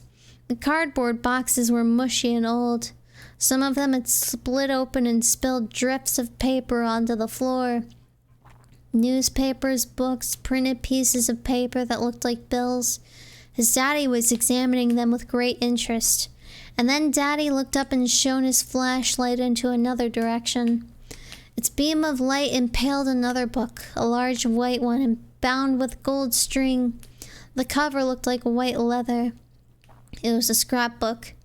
Danny suddenly needed to cry out to his daddy, to tell him to leave that book alone, that some books should not be opened. But his daddy was climbing toward it. The mechanical roaring sound, which he now recognized as the boiler at the Overlook, which Daddy checked 3 or 4 times a day, had developed an ominous rhythmic hitching. It began to sound like pounding, and the smell of mildew and wet rotting paper was changing to something else. The high junipery smell of the bad stuff. Hey, that's me. It hung around his daddy like a vapor as he reached for the book and grasped it. Tony was somewhere in the darkness.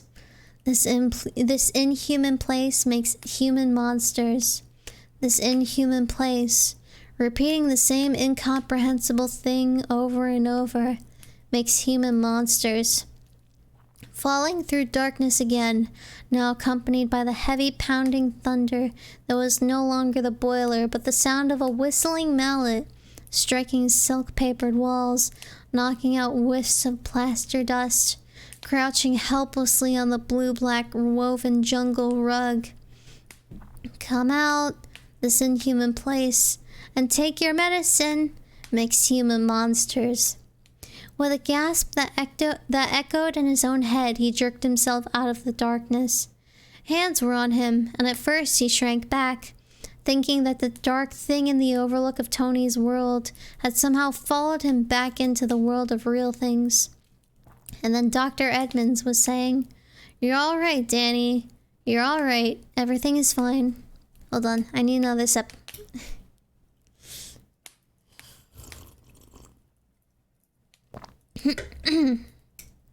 Almost out of my tea, actually. But we're rounding out on the end here. Danny recognized the doctor, then his surroundings in the office. He began to shudder helplessly. Edmonds held him. When the reaction began to subside, Edmonds asked, "You said something about monsters, Danny. What was it?" "This inhuman place," he said gutturally. "Tony told me this inhuman place makes... He shook his head. "Can't remember." "Try." "I can't." "Did Tony come?" "Yes." "What did he show you?" "Dark. Pounding. I don't remember." "Where were you?" "Leave me alone. I don't remember. Leave me alone."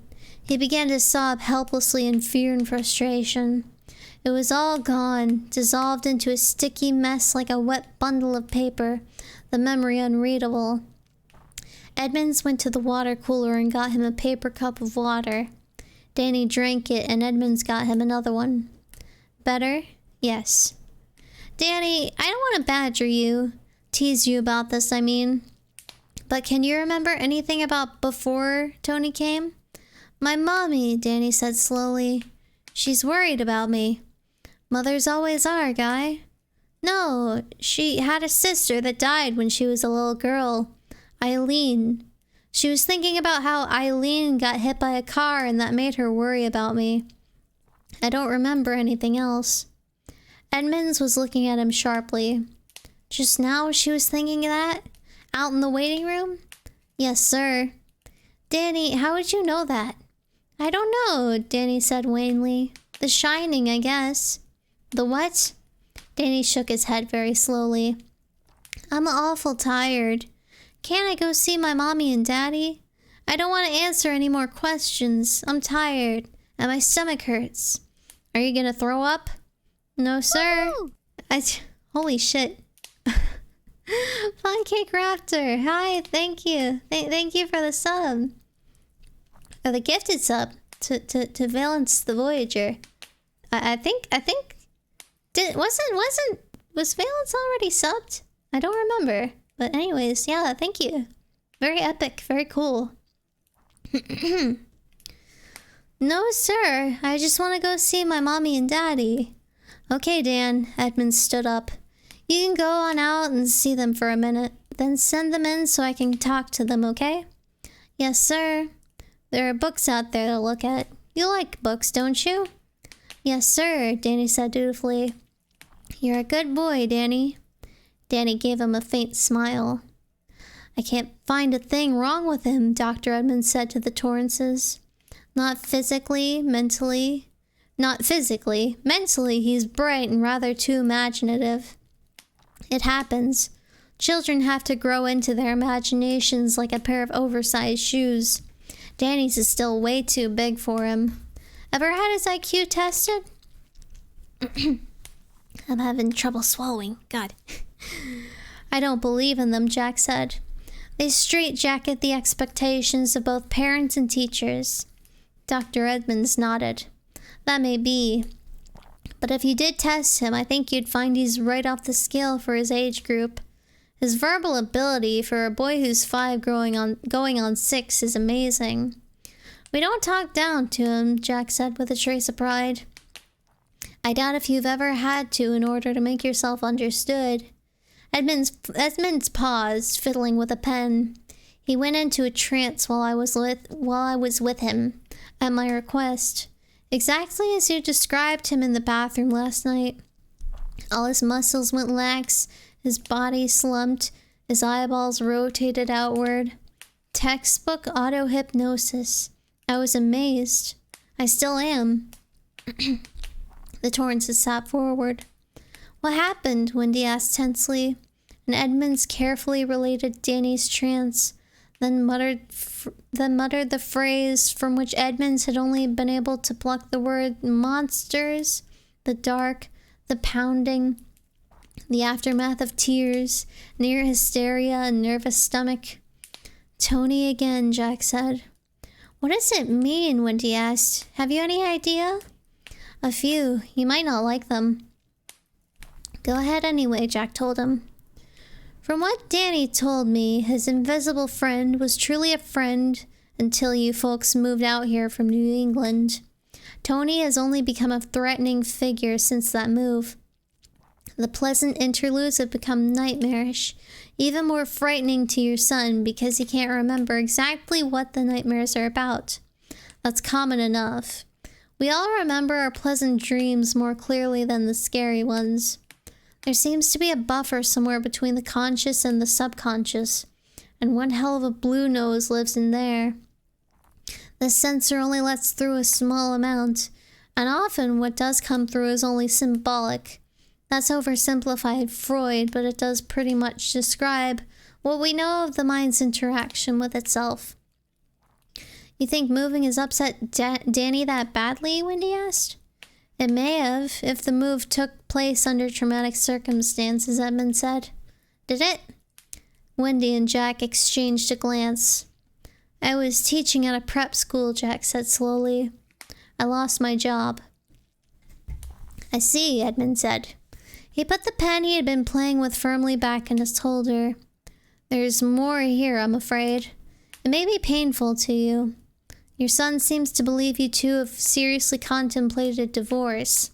He spoke of it in an offhand way, but only because he believes you are no longer considering it. Jack's mouth dropped open, and Wendy recoiled as if slapped. The blood drained from her face. We never even discussed it, she said. Not in front of him, not even in front of each other. I think it's best if you understand everything, Doctor, Jack said. Shortly after Danny was born, I became an alcoholic. I'd had a drinking problem all the way through college. It subsided a little after Wendy and I met, cropped up worse than ever after Danny was born, and the writing I considered to be my real work was going badly. When Danny was 3.5, he spilled some beer on a bunch of papers I was working on. Papers I was shuffling around anyway, and oh shit. His voice broke, but his eyes remained dry and unflinching. It sounds so goddamn beastly, said out loud. I broke his arm, turning him around to spank him. 3 months later, I gave up drinking. I haven't touched it since. I see, Edmund said neutrally. I knew the arm had been broken, of course. It was set well. He pushed back from his desk a little and crossed his legs. If I may be frank, it's obvious that he's been in no way abused since then. Other than the stings, there's nothing on him but the normal bruises and scabs that any child has in abundance. Of course not, Wendy said hotly.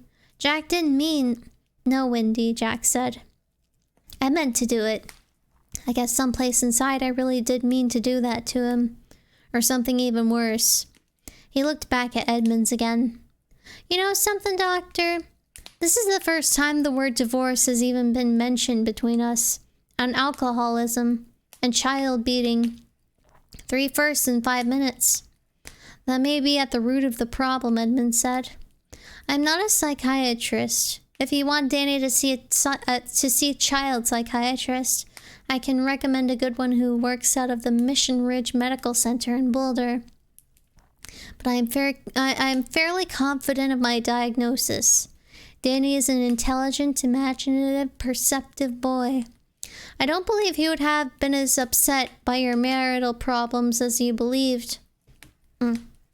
Small children are great acceptors. They don't understand shame or the need to hide things. Jack was studying his hands. Wendy took one of them and squeezed it. Maybe I need like a sip of water. Like my mouth's getting dry. Okay. But he sensed the things that were wrong. Chief among them from his point of view was not the broken arm, but the broken or breaking link between you two. He mentioned divorce to me, but not the broken arm. When my nurse mentioned the set to him, he simply shrugged it off. It was no pressure thing. It happened a long time ago is what I think he said. That kid, Jack muttered. His jaws were clamped together, the muscles in his cheeks standing out. We don't deserve him. You have him all the same, Edmund said dryly. At any rate, he retires into a fantasy world from time to time. Nothing unusual about that. Lots of kids do. As I recall, I had my own invisible friend when I was Danny's age, a talking rooster named Chug Chug. Of course, no one could see Chug Chug but me. I had 2 older brothers who often left me behind, and in such a situation, Chug Chug came in mighty handy.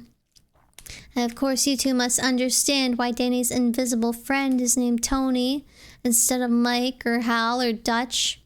Yes, Wendy said. Have you ever pointed it out to him? No, Jack said. Should we? Why bother? Goddamn. Again, why am I having so much trouble? Get it together. Christ. Why bother? Let him realize it in his own time, by his own logic. You see, Danny's fantasies were considerably deeper than those that grow around the ordinary invisible friend syndrome, but he felt he needed Tony that much more. Tony would come and show him pleasant things, sometimes amazing things, always good things. Once Tony showed him where Daddy's lost trunk was, under the stairs. Another time, Tony showed him that Mommy and Daddy were going to take him to an amusement park for his birthday. At Great Barrington, Wendy cried. But how could he know these things? It's eerie, the things he comes out with sometimes. Almost as if he has second sight, Edmonds asked, smiling. He was born with a caul, Wendy said weakly. Edmund's smile became a good, hearty laugh. Jack and Wendy exchanged a glance and then also smiled, both of them amazed at how easy it was. Danny's occasional lucky guesses about things was something else they had not discussed much. Next you'll be telling me he can levitate, Edmund said, still smiling. No, I'm afraid not. It's not extrasensory, but good old human perception. Which in Danny's case is unusually keen. Mr. Torrance, he knew your trunk was under the stairs because you had looked everywhere else. Process of elimination, right? Process of elimination, what? It's so simple, Ellery Queen would laugh at it. Sooner or later you would have thought of it yourself. I'm gonna start like taking tiny sips of water so I don't like go dry mouth again. As for the amusement park at Great Barrington, whose idea was that originally, yours or his? His, of course, Wendy said. They advertised on all the morning children's programs. He was wild to go. But the thing is, Doctor, we couldn't afford to take him. And we told him so. The men's magazine I'd sold a story to back in 1971 sent a check for $50, Jack said. They were reprinting the story in an annual or something, so we decided to spend it on Danny. Edmund shrugged. Wish fulfillment plus a lucky coincidence. God damn it, I bet that's just right, Jack said. Edmund smiled a little. And Danny himself told me that Tony often showed him things that never occurred. Visions based on faulty perception, that's all. Danny is doing subconsciously what these so-called mystics and mind readers do quite consciously and cynically. I admire him for it. If life doesn't cause him to retract his antennae, I think he'll be quite a man. Wendy nodded.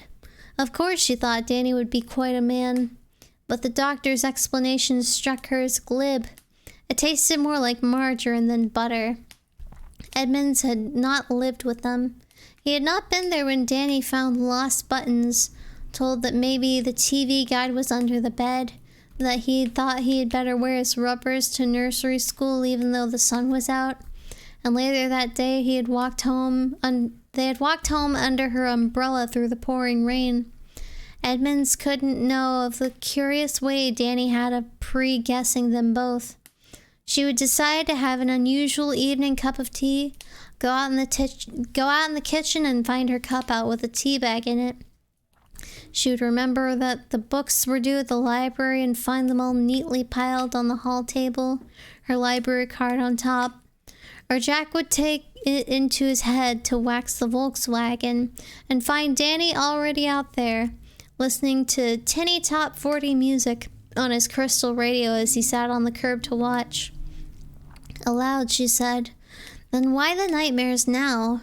Why did Tony tell him to lock the bathroom door?" "I believe it's because Tony has outlived his usefulness," Edmund said. "He was born, Tony, not Danny, at a time when you and your husband were straining to keep your marriage together. Your husband was drinking too much. There was the incident of the broken arm, the ominous quiet between you." Ominous quiet, yes. That phrase was the real thing, anyway.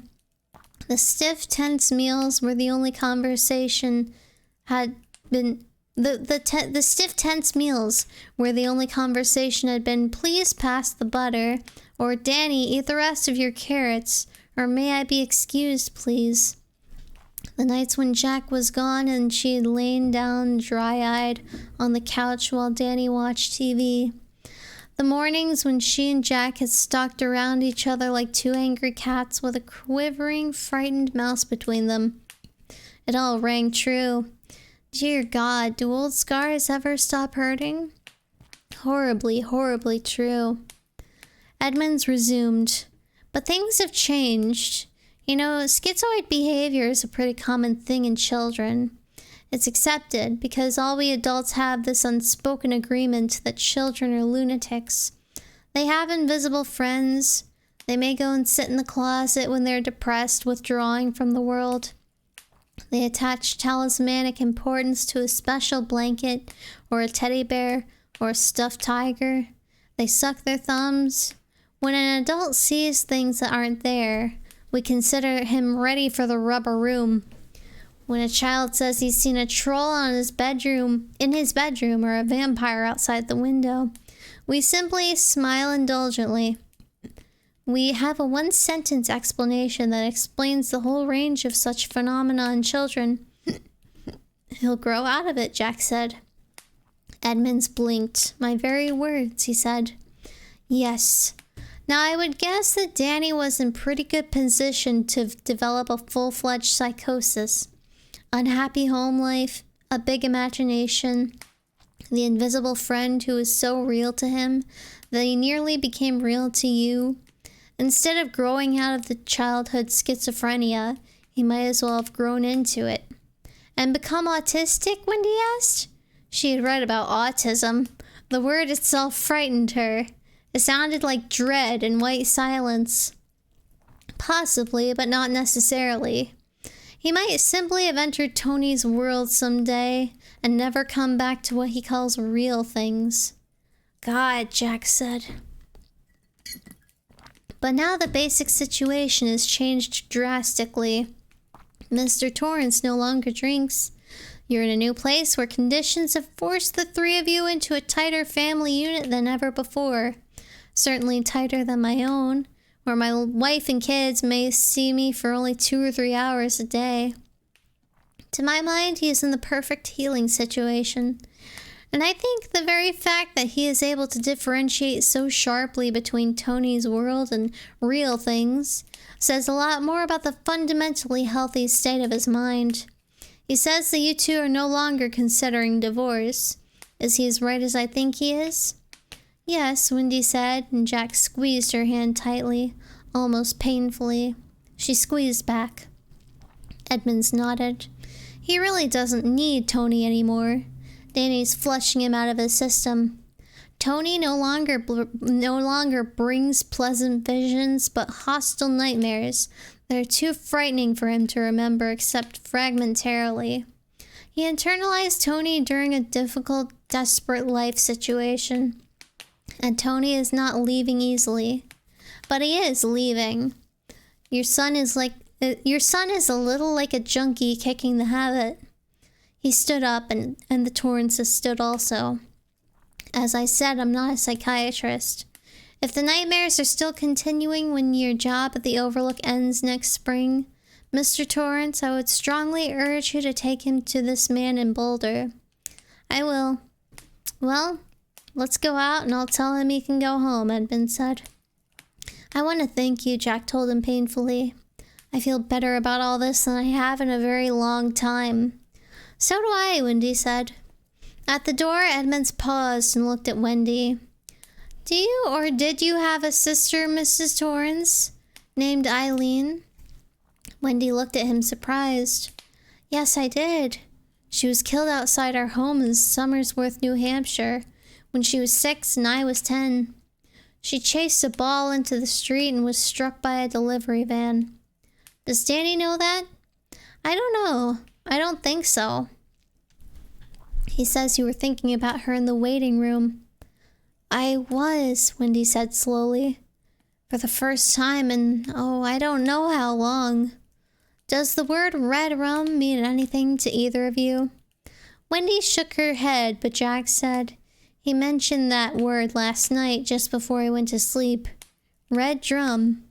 No, rum, Edmonds corrected. He was quite emphatic about that.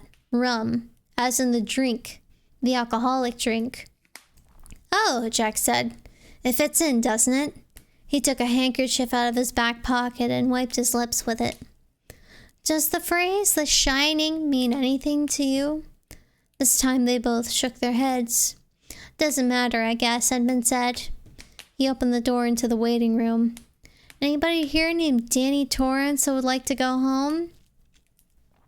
Hi, Daddy. Hi, Mommy. He stood up from the small table where he had been leafing slowly through a copy of Where the Wild Things Are and muttering the words he knew aloud. He ran to Jack, who scooped him up. Wendy ruffled his hair. Edmonds peered at him. If you don't love your Mommy and Daddy, you can stay with good old Bill. No, sir, Danny said emphatically. He slung one arm around Jack's neck, one arm around Wendy's, and looked radiantly happy. Okay, Edmund said, smiling. He looked at Wendy. You call if you have any problems. Yes. I don't think you will, Edmund said, smiling. Oh, I thought there was going to be more to that, but that was the end of that chapter. We're on to chapter 18. I really need to remember this stuff, because I tend to forget, and then I have to backtrack and figure out where I was last time. It's kind of a thing. But yeah, that's chapter 18, huh? What a book so far. Gosh. But yeah, that's well, so today is Wednesday, right? I kind of forgot what day it was. We're doing something a little bit different. It was nice listening to you reading. Thank you. Thank you very much. I appreciate people listening so consistently. Um, but yeah, we had a couple new subs. I don't know if does the Discord command even work? I mean, it's just like a thing telling you to like, okay, yeah. I have a sub Discord. If you check if your like Twitch account is connected to your Discord, you can just like go in there through connections and join in. It's basically just a hub to like keep you updated on all things me. Very very useful if you're like a dedicated what's the word I made up? Dust buddy? Hardcore dust buddies? Yeah. But yeah, I want to see where we are right now. How are we doing so far? Yeah, I think normally we would do a raid, but I think it would probably be better if we just like leave it off. It's like a small group here. Like in the book so far. Thanks for the stream. Yeah, thanks for coming. As always. I appreciate it.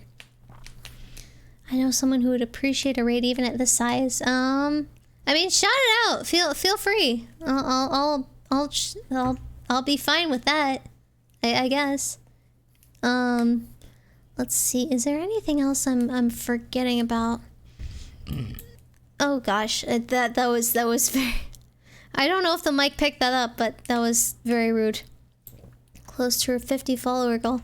Okay, yeah, we can do that. I'll have to like copy paste that name because it's very complicated. Oh yeah. On Friday we're gonna I'm gonna make a playlist of some of those old like Club Penguin like drama video series, and we're gonna watch it. I think it's gonna be kind of fun. It's my first time doing like a watch along thingy like that, but yeah, I think it's gonna be good. That's on Friday. And I also have this thing I'm doing for Valentine's Day. I hope I'm typing this command right. You can write a love letter to me for Valentine's Day if you want. I'm gonna be reading them all on Valentine's Day on stream. You can attach your name.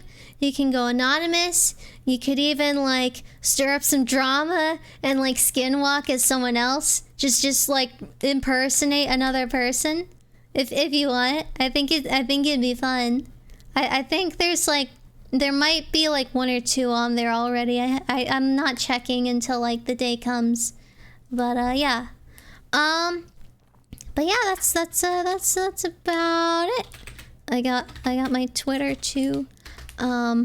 There's also my YouTube, which I kind of need to like. I've been neglecting. I haven't been like uploading my VODs, but I'm trying to like get the backlog like unlogged. But yeah, I think we can just raid that person there, and then yeah, that's watching your cursor writing VODs today. Oh, that was so long ago. I've come a long way for sure. But yeah, I think we're gonna blast off that raid and then I'll be on my way out. So I hope everyone has a good morning, evening, afternoon, night, whatever it is, wherever you are. And I love you. Mwah!